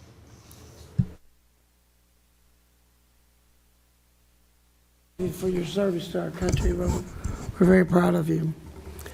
I'm fully supportive of the Army's outgoing modernization efforts and the recent Army Transformation Initiative that combined the Army's Future Command with TRADOC to become the Transformational and Training Command. How are you both going to create a partnership between the Assistant Secretary of the Army for Acquisition, Logistics, and Technology, and this new command to ensure the acquisition authorities are modernized and synchronized to achieve the maximum lethality and deterrence? I'll take that. Maybe I'll hand it to you, Mr. Chairman, as well. We are very encouraged and supportive of the Army's transformation initiative. General George has been critical to that, as has the Secretary of the Army, Dan Driscoll. And together, it's been a heck of a partnership and a willingness to get at the core issues facing today's Army and ensuring it is reformed and modernized to meet the threats of the future. One of those aspects is merging those commands. And I can tell you, whether it's the warrior ethos or lethality, that is central to why we make decisions, ensuring that we're not making decisions on behalf of bureaucrats or process, but to ensure we're getting the most lethal aspects of what we do front and forward as quickly as possible. And that involves things like Futures Command and TRADOC. And when you merge those things, you have to make sure you're getting rid of things that are redundant and pushing forward things that matter the most. But I'll defer to the chairman. Well, I've shared that commitment completely, and I share this transformation. What do you see as the fundamental capabilities of this command must develop to ensure that we have the lethality and deterrence necessary to succeed in Indo-PACOM? That's where the Sure. future is. Sir, I'll first echo the Secretary's respect and appreciation for Secretary Driscoll and General George. They are a team, and that's always great to see from a warfighter's perspective when you have such a nested combat pair, if you will, that are driving at the same set of objectives. I think there's clarity, Congressman, in the minds of both the Secretary and the Chief on the need for things like long-range fires in the Pacific. And in order to pay for those, they're making those difficult decisions down the Army Transformation Initiative in order to pay for them. Well, when we started talking about the Futures Command, one of the things that I was hoping we would do is we would not get a project stacked up on somebody's desk and stacked that high, and when he got down to checking on that, oh, that goes to you, and it goes on top of another, on the bottom of another stack that high. And so we get delayed and delayed and delayed and delayed in certain areas of bureaucracy. I think that is dangerous for our country as we look forward in Indo-PACOM. Yes, and that's sir. why I asked the question. Another issue that's very important, the department has historically relied on outdated production techniques of energetic manufacturing, which may have remained unchanged since the Second World War. How is the department ensuring that investment in next generation energetics manufacturing, such as AI, machine learning capabilities, and enabling and assurance of quality assurance, robotic-driven load, assembly, and pack, and automated formation processes, a prioritize and transition out research and development that is capable of producing these pathways. In other words, a modern way to load and turn out ammunition in the simplest terms. robustly funding things like DIU, like SCO, like the Office of Strategic Capital, to ensure that commercially available options, other companies are able to compete that traditionally are not involved in procurement at the Defense Department, so that the valley of death is eliminated, and you're able to bring in actual competition and dynamic solutions. Otherwise, ammunition's a great example. It's very antiquated in many cases. We're still making rounds the way we made them after World War II. You have to project out what you want to make, send that signal to industry, and then allow innovators to enter that space so they can bring new technology and rapidly field those new technologies. Otherwise, you're stuck doing it the same way you've always done it. Sorry, I was going to add something, but I'll hold off if you're going to roll. If you can get a written response to the Yes, sir. gentleman from Texas on that. That's a concern to all of ours, is to modernize our manufacturing capability for we can get back manufacturing to the United States. Well, Mr. Cuellar, you're recognized. Thank you, Mr. Chairman. Mr. Secretary, and all three of you are welcome, and thank you for your service. I represent an area from San Antonio all the way to Laredo, the border. In San Antonio, we got Joint Base San Antonio, the largest joint base in the Department of Defense that contributes over $151 billion to the Texas economy. We support 266 mission partners. San Antonio also has the second largest cyber footprint in the nation, hosting the 16th Air Force cyber. And then, of course, the military facilities that are the best in the country also. Along with that, going down to Laredo, the largest port in the country, 9th largest in the world after 8 Chinese ports. Number 9 in the world is Laredo. And my question, Mr. Secretary, has to do with one of your plans, and ask you to welcome you to San Antonio, let the San Antonio folks come in. It has to do with Army, U.S. Army North and U.S. Army South. I'm not going to go with their missions or critical mission, but what concerns us in San Antonio, both the Democrats and Republican members of Congress and senators, we're concerned that, in setting up a Western Hemisphere command, which I think it's a good idea, that you move it away from a place like San Antonio, where we have the infrastructure, the personnel, the community partnerships to work with you on this. And I say this because I think your testimony has about 11,900 troops that are down there working with the homeland, which I support. And keeping in mind what's happening with the cartels in Mexico and other places, I would ask you to, when you look at this Western Hemisphere command, that you don't move it 1,500 miles away from the border, especially in a place like San Antonio. I think we got a few Texans here that can talk about the rest of the state of Texas, and some wannabe Texans also that can talk about what the facilities we have. But I would ask you to, as you consider this, to keep the command, Western Hemisphere Command in San Antonio. Well, sir, count me amongst some of the wannabe Texans. Tennessee's close enough. Hey, we got no state income tax. Keep that. It's true. I appreciate that concern. It is something that has come up multiple times in conversations with Secretary Driscoll and General George in reviewing their Army modernization plan and consolidation, with the recognition that some of those changes, when we go through a posture review and as we're looking at commands, are going to include some tough choices. Some of that includes ranks and positioning, but you still are going to have, at some level, a south and north bifurcation. The question is where that is headquartered, and we are in an ongoing review on that, of exactly where that will shake out. But I would encourage continue deliberation with Secretary Driscoll. They have been thoughtful about it and will continue to be. And I understand that there's decisions have to be made, efficiencies and all that, but just ask you, as you look at that, if we're doing so much investment on the border, yeah, we already got the infrastructure down there in San Antonio and all the support from the other military bases across the state of Texas and the partnership, I would ask you and the Secretary to, to please, before you make a decision, go drink the water, go, feel what we have in San Antonio and the surrounding areas in Texas, to consider that instead of just making a decision by the paper on that.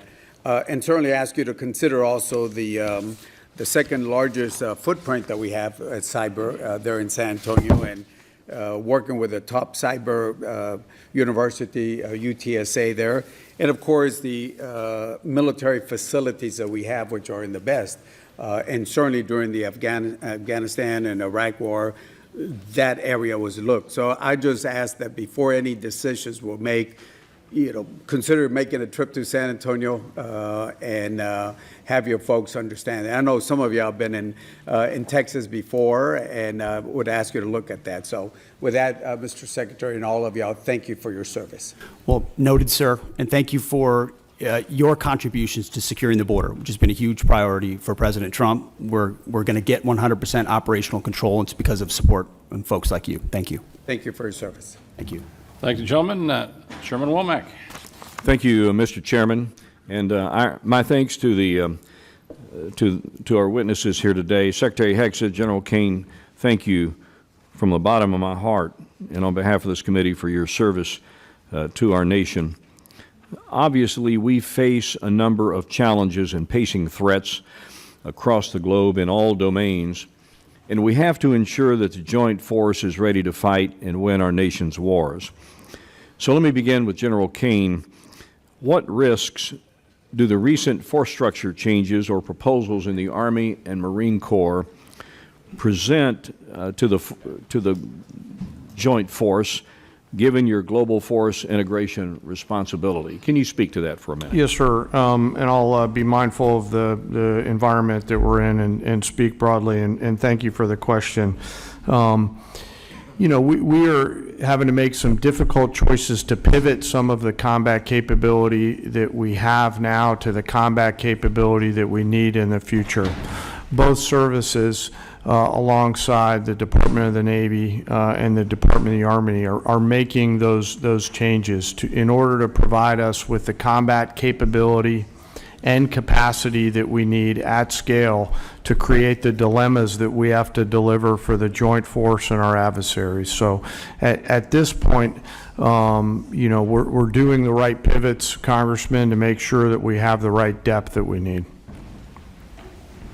Secretary Hegseth, both of you understand the unique value proposition that the National Guard provides the joint force, having served.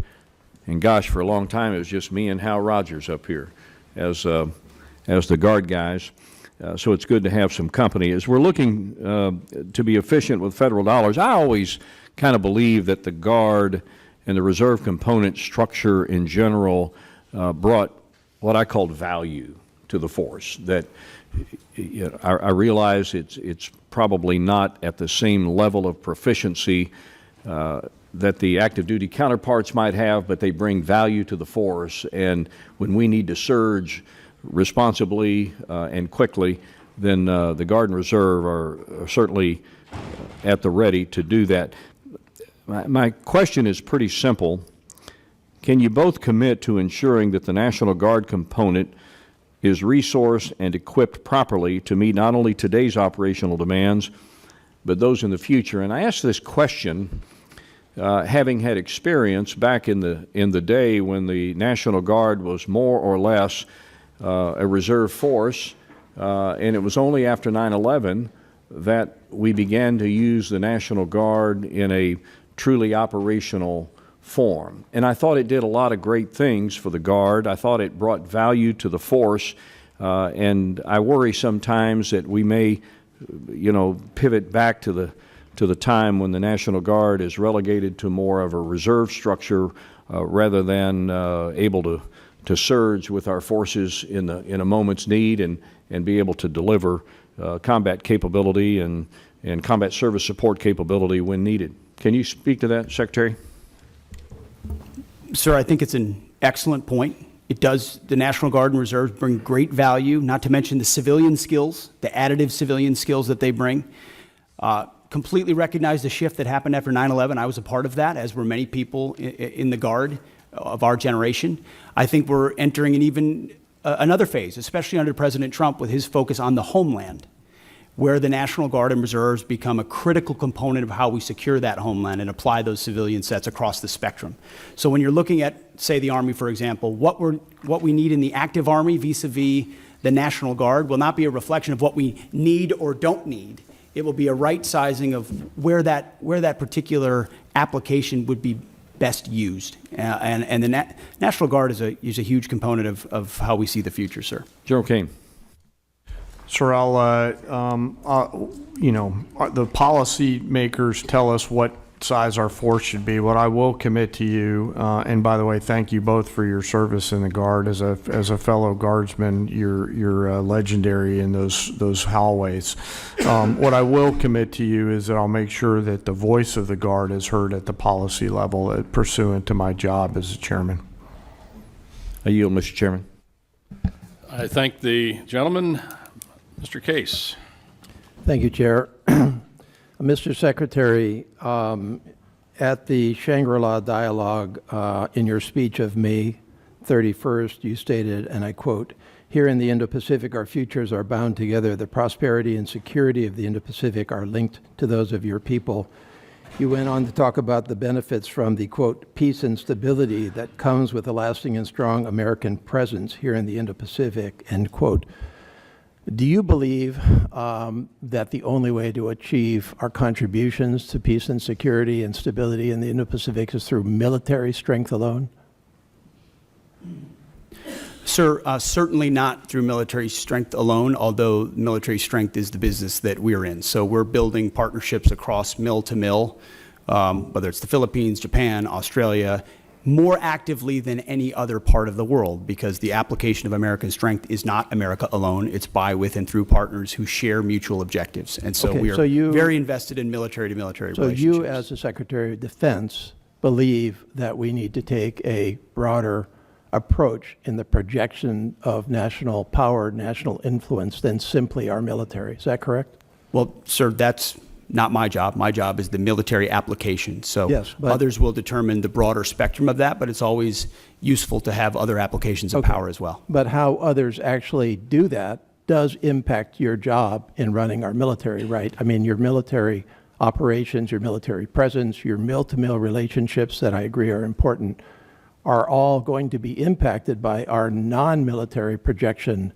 of power, influence, and assistance throughout the Indo-Pacific. Is that correct? I would just say that from my 2 recent visits to that region, meeting with many of those ministers of defense multiple times, their focus is what capabilities can we share together, interoperability and capabilities that establish deterrence, because the most important message America can still send, and they can still send, is hard power capabilities. What can we project? Where can we project it? As the chairman said, what dilemmas can we create? That's the business that we're in. And so we work with those partners that share common goals. And our militaries are working better together than they ever have. And I think that helps appreciate support your focus security. on the military side. That's obviously directly your job. But I'm asking you to think and comment more broadly on our big picture approach to the world. This administration, for example, has proposed to reduce the State Department by $8.3 billion, the Economic Support Fund, the Development Assistance and Democracy Fund, and the Assistance for Eurasia. This administration has illegally sought to destroy the U.S. Agency for International Development, and in its budget request, reduce it significantly down to close to zero. This administration has proposed to reduce the international narcotics control and law enforcement effort by $1.2 billion. This administration has proposed to eliminate the Millennium Challenge Corporation, or not eliminate it, but reduce it by $1 billion, a significant reduction. One of our principal agencies that assists us with meeting the needs of the Indo-Pacific in the infrastructure area, and what I think you would agree are key strategic countries such as Indonesia, such as Kiribati, such as the Philippines, such as the Solomon Islands. This administration has proposed to reduce international organization contributions by 83%. This administration is not following through on commitments that we made to the freely associated states, all of which are strategically critical to this country, to expand veteran services in those three countries, Palau, the Federated States of Micronesia, and the Marshall Islands. This administration appears to be slow walking the resurgence and expansion of the Peace Corps throughout the Indo-Pacific. Do you think that that will affect your job in the military space with your relationships with those countries? No, sir. I would add to that list the elimination of most USAID programs, which I don't hear anything about because a lot of them were wasteful and duplicitous, and I'm glad we got rid of them. Well, I've had those conversations as far as with those you mentioned countries. international organizations, the 83% reduction. Again, I hear nothing about that because most of those international organizations are not serving U.S. interests, and so we shouldn't be funding them if they're not serving U.S. interests. So I don't hear from our allies problems about that. Well, I don't think you're talking to the right people. Those were not part of their calculus Yeah, of American if you talk to any one of those countries, they'll tell you that they're deeply concerned with the reduction of non-defense dollars, and it will, in fact, influence our presence and our contribution to your stated goal of peace and stability and I think they security respect in that the we're Indo-Pacific. reducing waste on programs that aren't actually affecting Gentleman, change time on the has ground. expired. Mr. Diaz-Balart. Thank you, and to three of you, thank you. Thanks for being here, and thanks for your service. Mr. Secretary, I have two questions. First one is, and you mentioned recruitment at the beginning. During the last 4 years, we got used to just hearing how the recruitment was not doing well, and it was just the new reality. And then all of a sudden, that reality has changed. If you can comment on why that reality is, I think a lot of us know, but if you could talk to us a little bit about this new reality, which you don't hear much about in the press, about how that has changed dramatically. Question number one. Question number two is, a number of years ago, Southcom was moved from Panama to South Florida. There's a lot of reasons for that move. It was to get it because it was in close proximity with others like Jayada South, Special Operations Command South and Homestead, Joint Task Force Guantanamo, the Joint Task Force Bravo in Honduras, the U.S. Coast Guard 7th District, which is the busiest district in the entire country, but also because in South Florida you have this multicultural, multilingual community, and as you know, Southcom deals with multiple countries, 40 different languages, and so it was not just a cost savings potentially, but it was also made a lot of sense. I believe that continues to be the case. Nothing has changed. If anything, what's changed is that the Western Hemisphere has gotten a lot more dangerous. And obviously we have Iranian influence, Russian influence, Chinese influence. I'm very grateful, Mr. Secretary, and I don't know how much you had to do with that, of the President's change in attitude on no longer appeasing enemies of the United States in the Southern Hemisphere, whether it's Venezuela or Cuba. But again, there goes the importance of having Southcom where it is, and I just would like your thoughts, if you've had an opportunity to look at that, because it was moved from Panama. It just wasn't in South Florida for the heck of it. It was a decision made. It was the right decision. It's proven to be the right decision. So, two questions. If you can answer them, I'd love to hear it. Well, sir, thank you for the question about recruiting. What changed is a commander-in-chief that America's young people believe in. President Trump was elected in November, inaugurated in January, and at first I called it the Trump bump.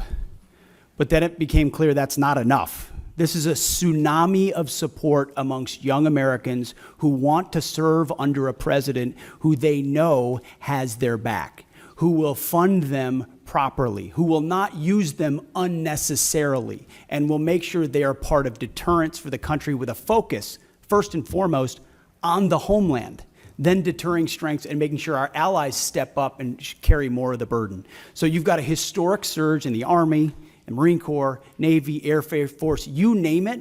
Americans are responding because the president says a new spirit, and he's right, and you can feel it in the ranks. You go out to formations, you talk to men and women on the border, they believe in what they're doing in securing that southern border. You talk to them across the world, they're enthused about this new administration and its leadership. So it's President Trump, sir. And then as far as Southcom, it is President Trump's focus on our hemisphere has in many ways reinvigorated the mission of Southcom and the recognition of securing American interests, but also pushing back Chinese malign influence Panama's a great example of that, but across Central and South America. So Southcom is right where it is. We're grateful for the great work that they do. I've had an opportunity to spend a lot of time with them and their commander, and we work by, with, and through a lot of allies. Mr. Secretary, I'm a little confused. Are you telling me that the folks that are now voting with their commitment to the country are not upset that they're not able to use different pronouns? Is that not a priority for the folks that are now signing up for our military? Well, sir, if they wanted to get a woke indoctrination, they could just go to college. Instead, they're joining the military, where we're focused on the basics. We know men are men, women are women, standards will be high, and we're getting rid of the distractions, the ideologies, the politicization that was in our ranks, so that soldiers, men and women, can do their jobs on behalf of the nation. I think that's all that American people, all the people who want to serve want, is that clarity and that support, and President Trump is giving it. Well, Mr. Secretary, I would also add that I think having you there has made it very clear what the attitude is. And I will tell you, to me, it's really, really refreshing, and I thank you all. I appreciate yield it. back. Thank you, sir. Yields back. Ms. Lee. Thank you, Mr. Chairman. Thank you for being here. Mr. Chairman, I ask unanimous consent to submit to the record an article from the New York Times entitled, "China's Chokehold on This Obscure Mineral Threatens the West Military." Without objection. Mr. Secretary, this article that I just referenced outlines how the Department of Defense paid an Australian firm 10 times more than it paid MP Materials, an American firm, to onshore the full ecosystem of rare earth production. MP, the largest U.S. rare earth producer, has invested $1 billion of its own capital since 2020 and employs more than 800 Americans. Yet it was undercut by an Australian firm that never even broke ground in the U.S. MP Materials is ready to install their samarium processing equipment and help the U.S. combat China's export controls. And I want to note that China produces the entire world's supply of this obscure rare earth metal that is used almost entirely in military applications because of its its use in heat resistance magnets. So my question is, in accordance with the administration's America First agenda, do you agree that subsidies should first support U.S. companies already investing, hiring, and paying taxes in the United States? And can I have your support in ensuring that the department critical mineral policies will align with this goal? Ma'am, it's an excellent question. It's something we have been very focused on. In fact, my deputy secretary, it is his number one, is ensuring that sourcing of critical minerals, whether they're heavy or light rare earths, are sourced reliably in America first. Yeah, and if not, then amongst allies. I won't reveal or talk about more than that in a setting like this, because we have reserves and we have capabilities, but at the same time, we have to aggressively work. And MP Materials, Mountain Pass, is a great example of a place where we can partner with industry. But what does China do? You know this. China undercuts the market intentionally to try to corner the market, and we have to account for that in the way that, in the things that we support. So the answer is yes, I can have your support. Thank you. I also want to turn now to the collaborative combat aircraft. I represent Las Vegas, Nevada, so we're very excited that the department will base the CCA unit at Creech Air Force Base, which is the center of excellence in uncrewed aircraft systems. And I want to make sure that the department has the resources they need to make this program a success. Last year, the Air Force had to shift $383 million to the CCA program, plussing it up by 60%. Can you assure me that your budget request will fully fund the CCA program this year? Ma'am, it does fully fund the CCA, and we believe in the collaborative combat aircraft, the loyal wingman concept, this idea that you project power more robustly through autonomous, semi-autonomous systems that that amplify our lethal effect. So yes. Thank you. Great. Can you give me an update on the first flight and the production decision for increment 1, and are we on track for the flight? When will it be? And finally, when do you anticipate the production decision this fiscal year? What quantity of aircraft will we procure? How many vendors will you award? And what factors are you considering? Bryn, feel free to chime in. You're talking about the CCA still, Yes. correct? My understanding is later this year on the flight. know but a date? As far as I don't know the exact date, ma'am. But Bryn, you might know. Yes, ma'am. We can get back to you on the specific date. It should be this fiscal year. And for our budget request, it's $804 million for the collaborative combat aircraft. Great. Thank you. How much time do I have left? I'll just, also, can you then outline what is planned for increment 2? What type of capabilities can we expect, and what timeline in critical milestones? We'll get back to you on that one, ma'am. Okay, thank you. With that, I yield. Thank you, gentlelady. And I'd just like to point out that Mountain Pass is in San Bernardino County, California. So one of the only critical mineral mines only left in the United States. Hopefully that'll change soon. Mr. Joyce. Nope. Mr. Elzey. Thank you, Mr. Chairman. Sergeant Major Troy Black, thank you for all your years of service. You've been serving this country since Ronald Reagan was president in 1988. You leave behind a distinguished career in uniform, wearing that uniform, service to your country. You have served as the senior enlisted advisor to the Commandant of the Marine Corps and now to the Chairman of the Joint Chiefs.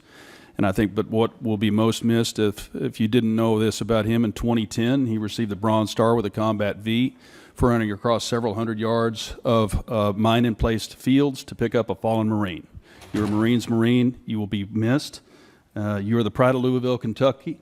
And I'd like to say, on behalf of this committee and our nation, we're grateful, and fair winds and following seas.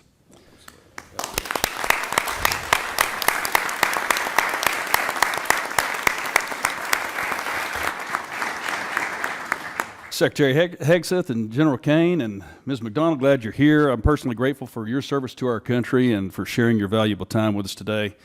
Raising you bring a non-traditional perspective to your tenure as chairman, having been a guardsman and an entrepreneur. Thank you for saying yes once again when called to serve, and also Distinguished Flying Cross and 2 Bronze Stars. You didn't get that by sitting behind a desk. You were a fighter pilot's fighter pilot.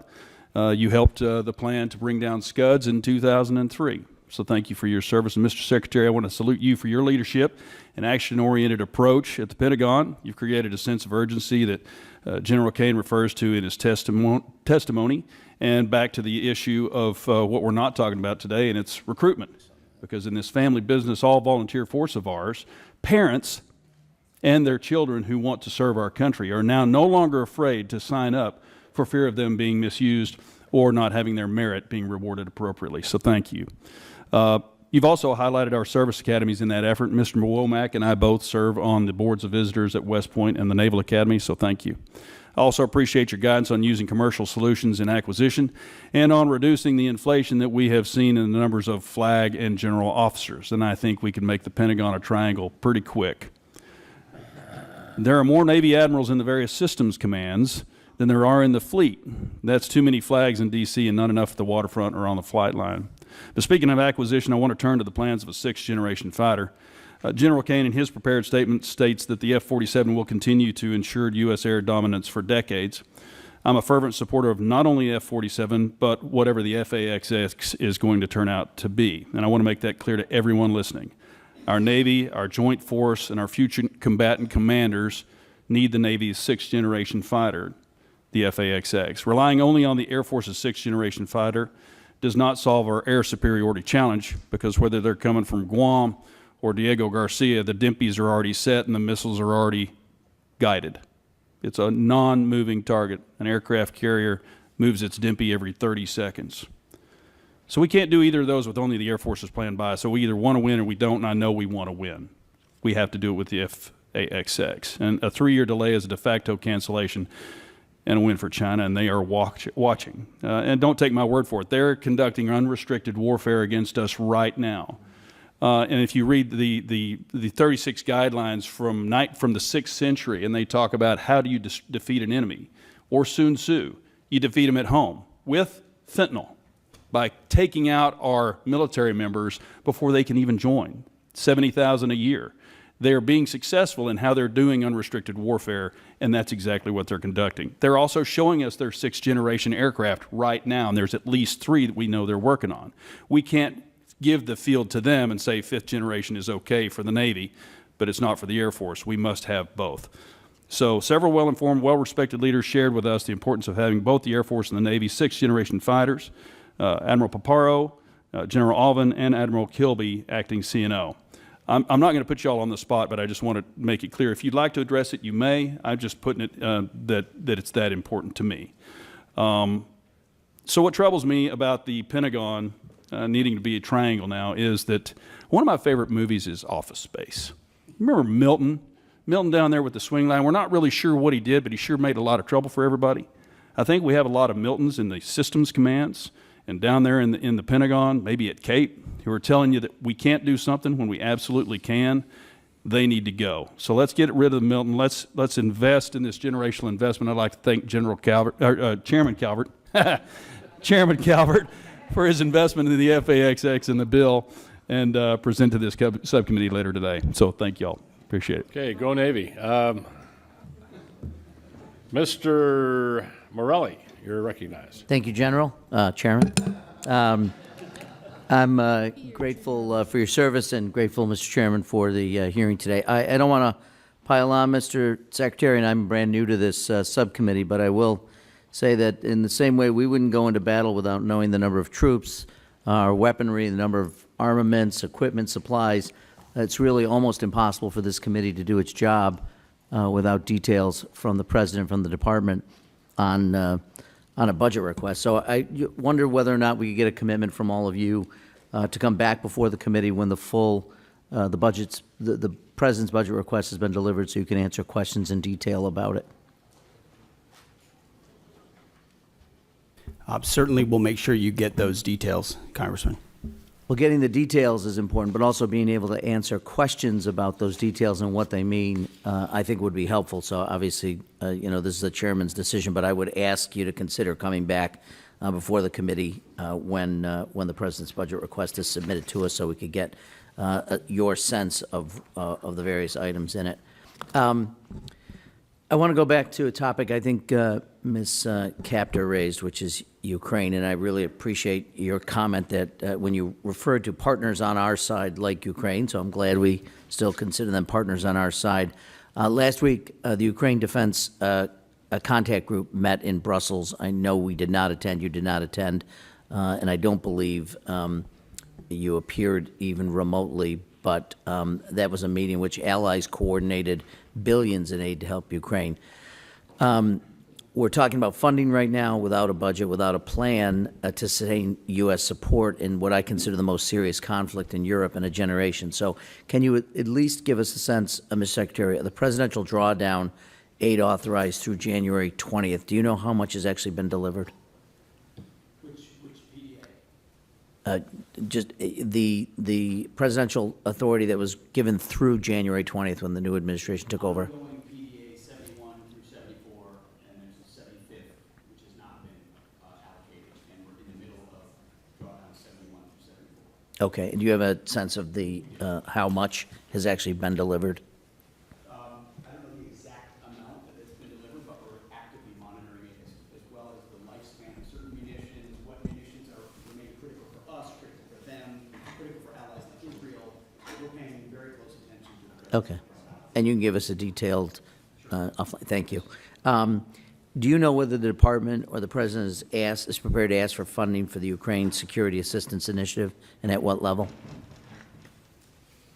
It is a reduction in this budget. As you know, this administration takes a very different view of that conflict. We believe a negotiated peaceful settlement is in the best interest of both parties and our nation's interests, especially with all the competing interests around the globe.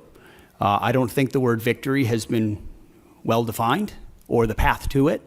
And as a result, a path to peace that stops the killing and the carnage is something that President Trump is very invested in. Well, look, I would certainly, I think I would define victory as making sure incursions, illegal incursions by the Russian Federation into Ukraine, which is a sovereign nation, would be a victory, but I'll leave that aside. I want to just touch briefly on, with the limited time I have, the President's announced $175 billion Golden Dome. It's been talked about. I know that what has been talked about, we understand that reconciliation includes a $25 billion down payment. We haven't really received much in clarity on the specifics. Can you tell me what the $25 billion will be used for? Excuse me. There are many specifics that are not fitting for this setting. We're happy to get you at the appropriate level the specifics you request. But what we've done is we've built out the entire understanding of what the architecture would look like, ensuring it includes existing capabilities that can be fielded rapidly. As President Trump has made the case, we need this now, not conceptually in the future. You know, we had SDI under Ronald Reagan, which was a concept. We've fast forward to the ability to deliver these things, and the American people deserve that kind of protection. So multiple layers for multiple different types of threats, coordinated with sensors, both on the ground and in space at other layers. And we've got one of our best Space Force generals fully focused on that project in General Gutlein, who has a background in understanding those types of architectures. So we've pulled the program up to the Office of Secretary of Defense to make sure it's monitored on a monthly basis. Can you tell us what the appropriations request will be for Golden Dome in the 26 fiscal year? Well, the gentleman gets, go ahead, Bren, excuse me, Ms. McDonald, you can get back to us on that and for the record, and we would appreciate that. Mr. Fleischman, you're recognized. Thank you, Mr. Chairman. Want to welcome Secretary Hegseth, General Kane, and Mrs. McDonald. Thank you. This has been an outstanding hearing. Let me just say this. The world is a dangerous place. The nation is a dangerous place. Heartfelt thank you to each and every one of you officers stepping up and for doing an exemplary job. Thank you so much. As most of you know, I represent the 3rd District of Tennessee. That's the Great Oak Ridge Reservation, birthplace of the Manhattan Project. In addition to serving on this prestigious subcommittee, I'm the chairman of the Energy and Water Subcommittee, which has the NNSA. I'm deeply involved in the recapitalization and modernization of our nation's nuclear deterrent. It will come as no surprise I have concerns about both our progress and posture.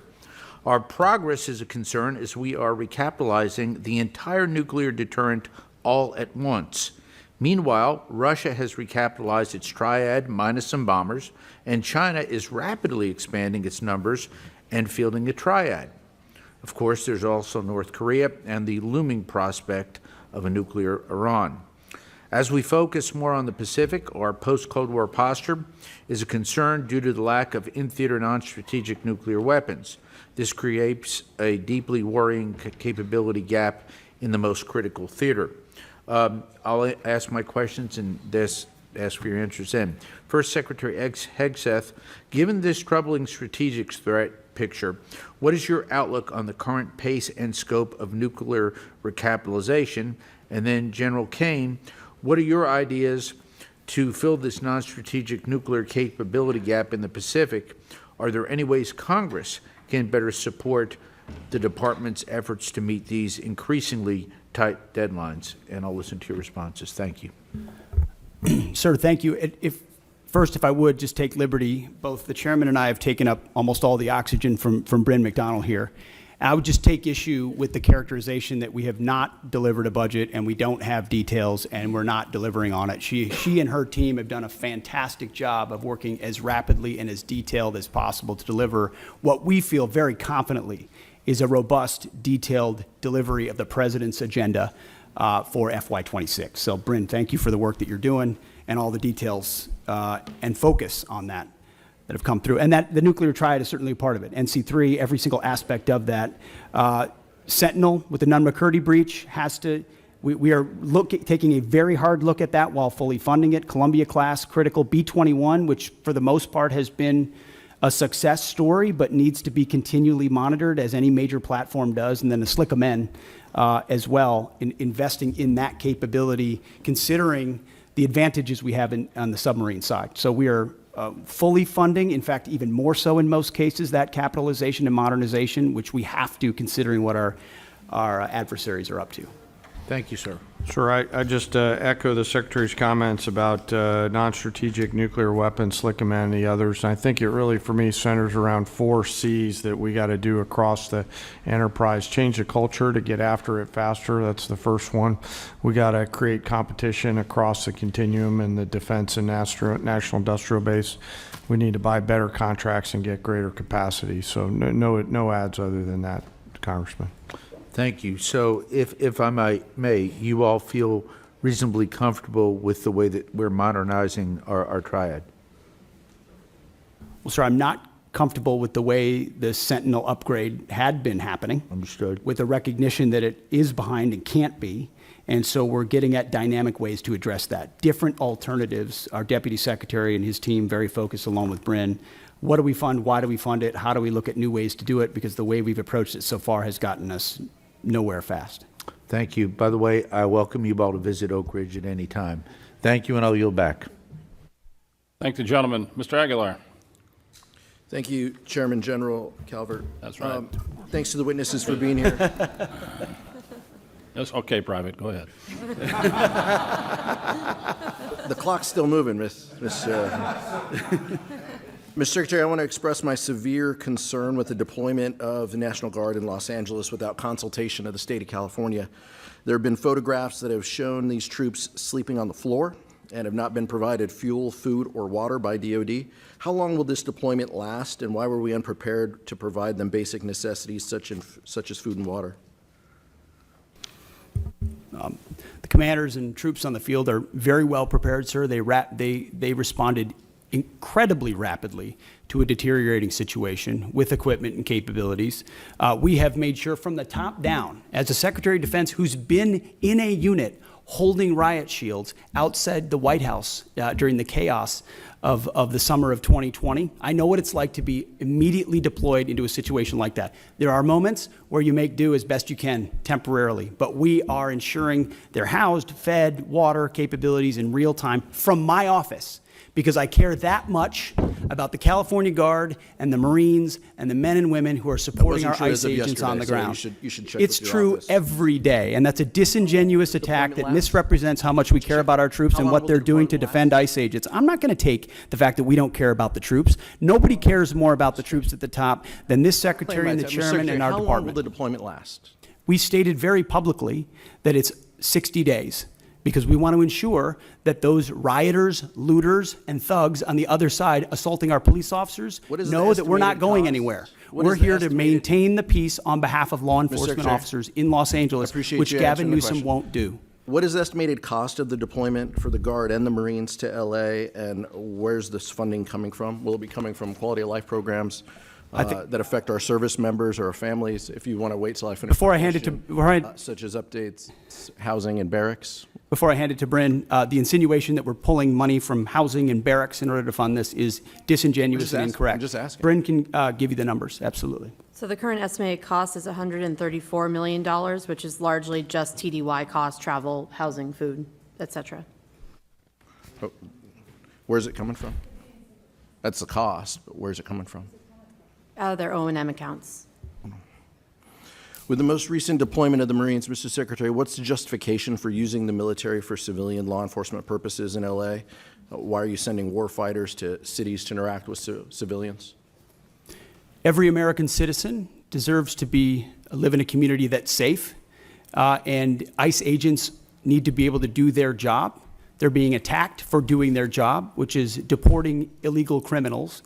That should happen in any city, Minneapolis or Los Angeles. And if they're attacked, that's lawless, and President Trump believes in law and order. So he has every authority, and he has done mobilizing National Guard or active duty troops under U.S. code to protect federal agents in their job, which is exactly what we're doing, and we're proud to do it. We're proud to do it. 10 U.S.C. of the U.S. Code 12406 as a legal basis that the President used cites 3 examples and circumstances for the Guard.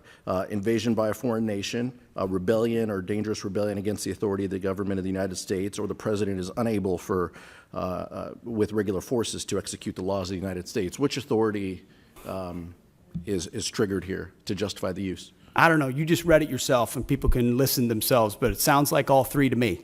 If you've got millions of illegals and you don't know where they're coming from, they're waving flags from foreign countries and assaulting police officers and law enforcement officers, that's a problem. The laws of the United States? No, the governor of California is unable to execute the laws of the United States. The President, you said all three apply. The governor of California has failed to protect his people, along with the mayor of Los Angeles, and so President Trump has said he will protect our agents, and our Guard and Marines are proud to do it. The law also says, Mr. Secretary, that the orders for these purposes shall be issued through governors of the states. You and I both know that President Trump has all the authorities necessary, and thankfully he's willing to do it on behalf of the citizens of Los Angeles, on behalf of our ICE agents, and behalf of our country. We've also pulled $1 billion for the border as well. So this just goes into the same fund, 134. What did Congressman, what's the 134 million? I was asking Ms. McDonald. Okay. 134 million goes on top of the billion that's been pulled for the So border. the funding that was pulled for this year was largely in FSRM, and in this budget, we're actually looking to plus that funding back up to backfill that for our troops and for their families. Thank you, Mr. Chairman. Thank the gentleman. Mr. Valadeo. Thank you, Chairman. Thank you, Secretary. Thank you, General. Thank you, Ms. McDonald, for being here. I know a lot of things have been asked already, and since I'm the bottom of the totem pole on seniority here, all my questions get asked first, so I'll hit one that's a little closer to home for me. Secretary Hegseth, thank you for addressing the challenges military families have faced under the Global Households Good Contract. I've heard directly from my constituents about these issues, so I appreciate your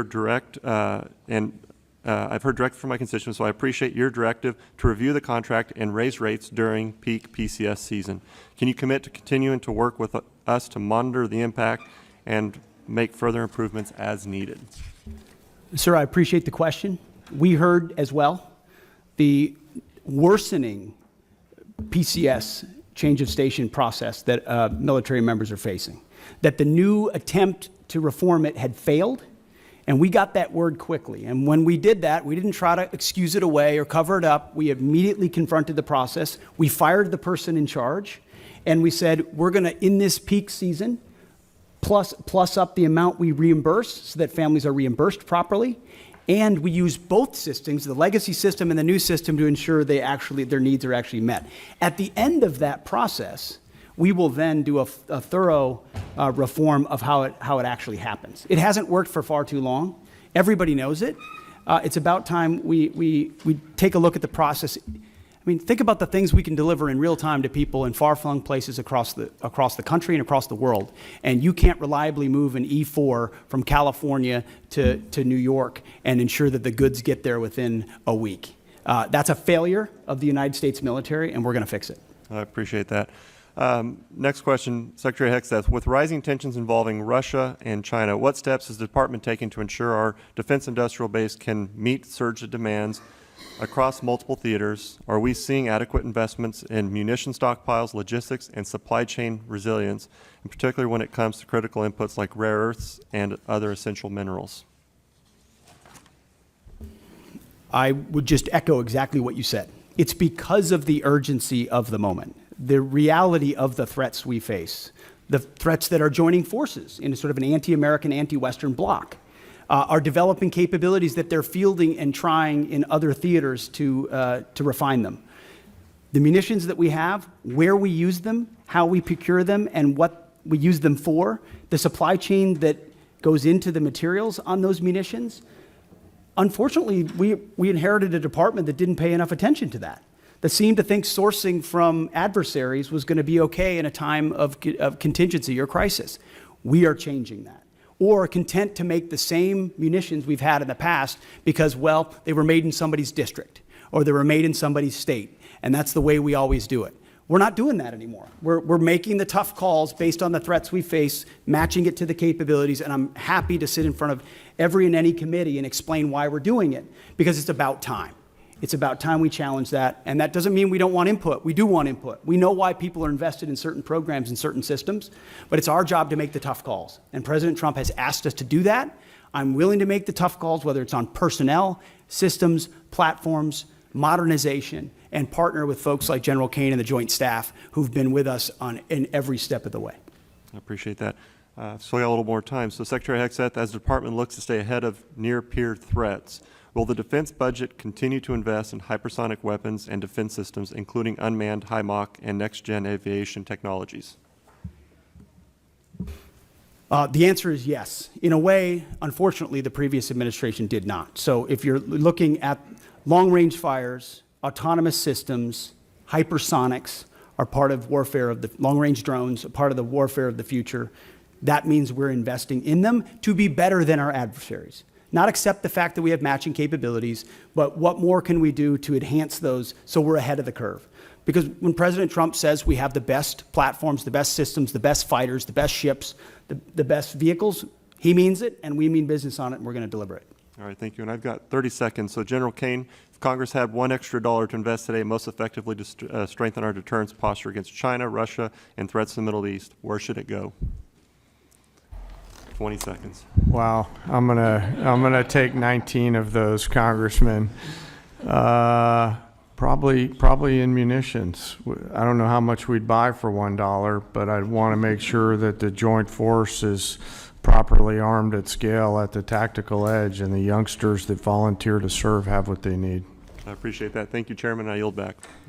Thank the gentleman. Mr. Joyce. There we go. Thank you, Chairman. Secretary, everybody, I appreciate we had to go out to other, you wouldn't believe this, but there are other hearings taking place. So I went over to bug Secretary Turner and now came back, so it's your turn. Secretary Hegseth, your April 30th memo on Army transportation and acquisition reform directs the Army to expand prepositioned stocks of equipment to the Indo-Pacific. I expect we would need to enhance our industrial base capacity to support this effort. Can you discuss the importance of increasing prepositioned stocks in the Indo-Pacific and how this affects the Army's resources for FY26? It's a great question because it marries up two things that need to be linked and synced and often aren't, right? The capabilities that we have in the priority theater and where we preposition those capabilities. So my job exists on multiple axes of that. One is working with allies and partners to make sure we have places to preposition them, many of which we can't talk about here today, but in the event of a contingency, we can't be relying on a supply chain that reaches all the way back to the States or even to Hawaii or even to Guam. You need to recognize the prepositioning of stocks, but then you have to have those stocks, and they have to be the relevant ones for the systems that you're deploying, and you need a defense industrial base to deliver on that, which is why we've made historic investments in munitions, focusing on priority munitions that would be applied in our priority theater, with a recognition that every munition we spend somewhere else, and I say that as someone who, very proudly, we conducted a very successful freedom of navigation campaign against the Houthis to ensure that our ships don't, and by the way, 2 of our ships transited the BAM successfully, and the ceasefire held very recently. So doesn't mean you don't expend munitions, you judiciously expend them with an understanding that you have to safeguard others for future fights and prepositioning, and then invest in your industrial base. And I think that's why you see a budget with a 13% increase. 13% increase in a defense budget is significant and allows us to both invest in the president's priorities and fast-track munitions that we're going to need. For a guy chairing a committee that has to cut his by 57%, I can tell you being a plus 13 is a lucky day. Chairman Kane, our forces face growing challenges sustaining operations across contested environments, particularly in the Indo-Pacific.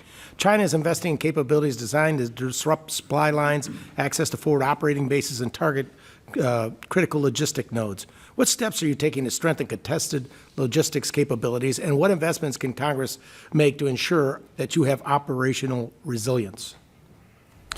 Well, Congressman, thanks for the question. You know, history tells us that the professionals talk about logistics, and that's what was the big differentiator between us and our adversaries in World War II, is really the logistics power.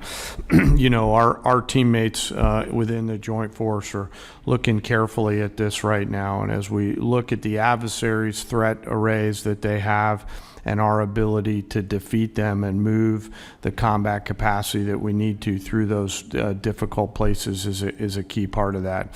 I don't have a specific number for you, but what I'll commit is, as we think through what contested logistics looks like, as we think through what forward supply points on the first and second island chain might look like, we'll stay close with the committee to make sure that we're communicating early, often, and always about what our needs are.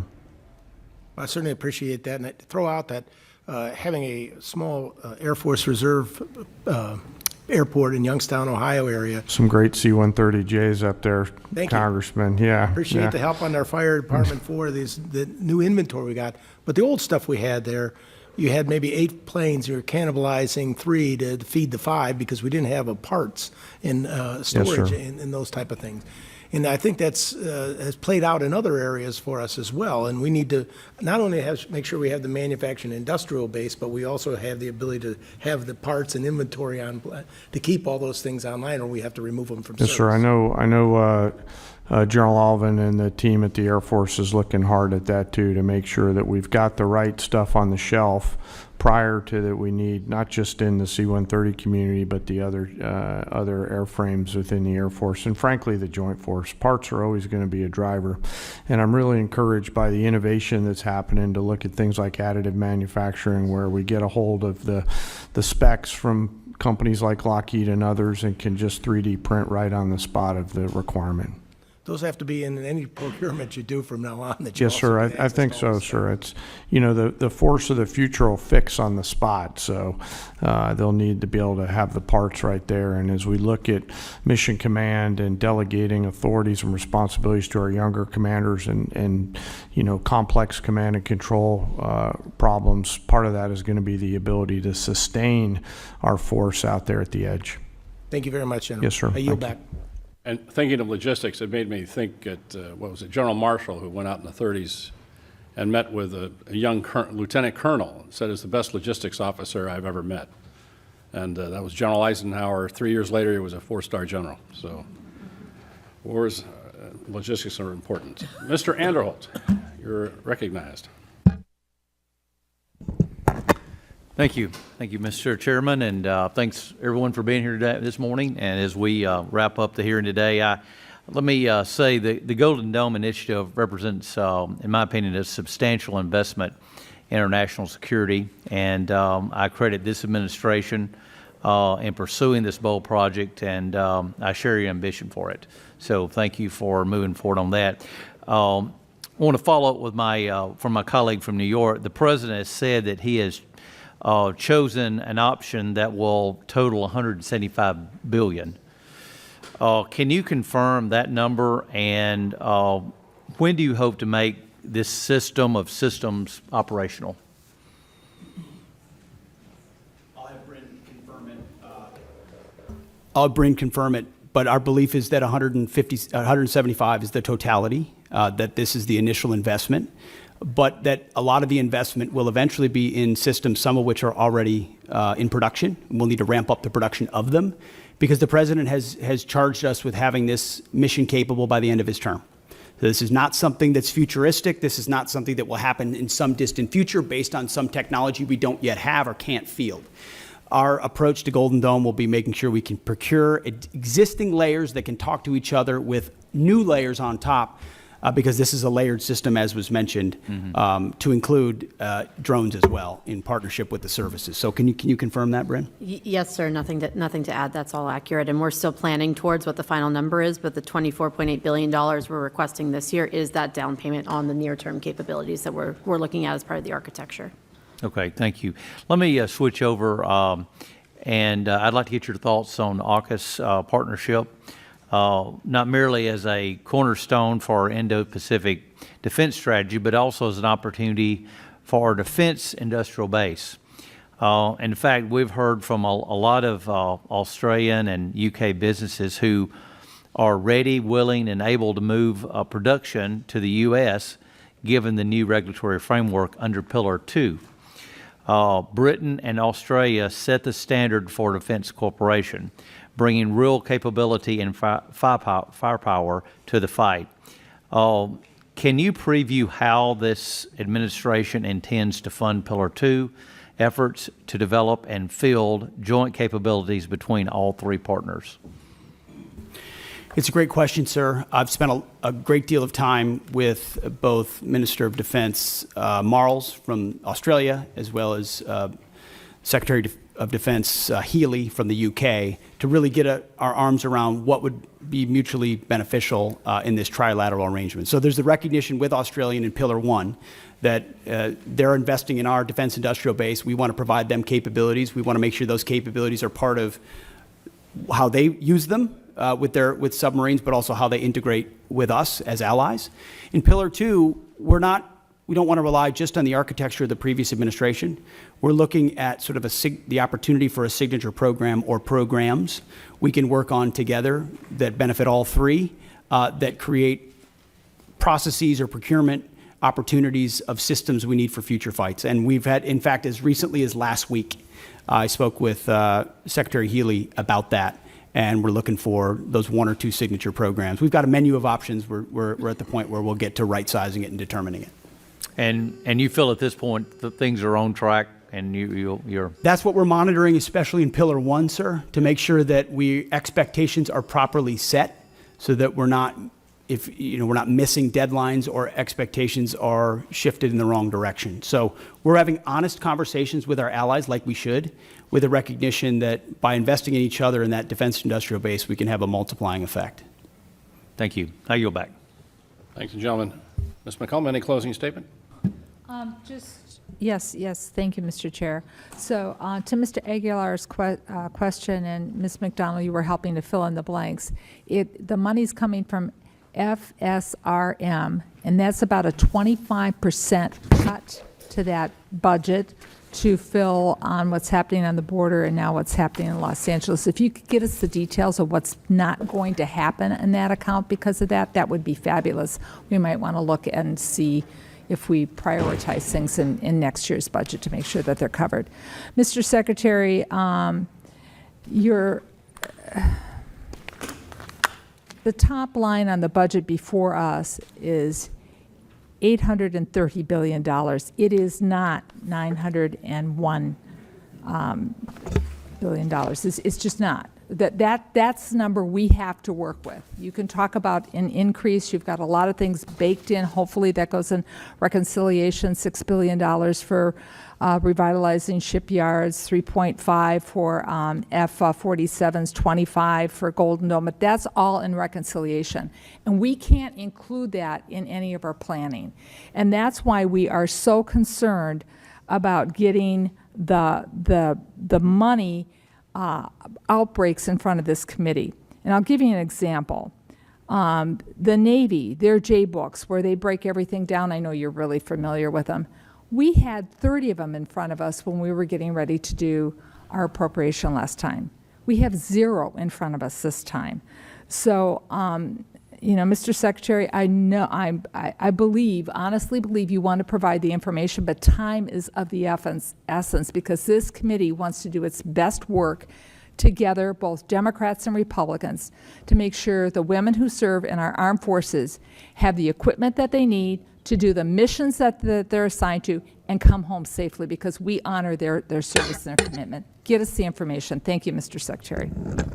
I thank the gentlelady, and I just make where we're going to agree that we need some more detailed information. We're going to go ahead and we're going to go upstairs here and do the subcommittee mark, but then later this week we're going to do the full committee mark on this bill. The Senate is pushing off doing their appropriation bills in general until after reconciliation passes because they want to incorporate that. But we don't have the luxury of time. We'll just have to work out the differences we have in conference. But it's hard for us to do our job without the J-books, without the detailed information, and I know you know that. And so you might talk to your friends at OMB, and if OMB has any friends, I don't know if they do, but and see if they can get this going for us because it would be very helpful.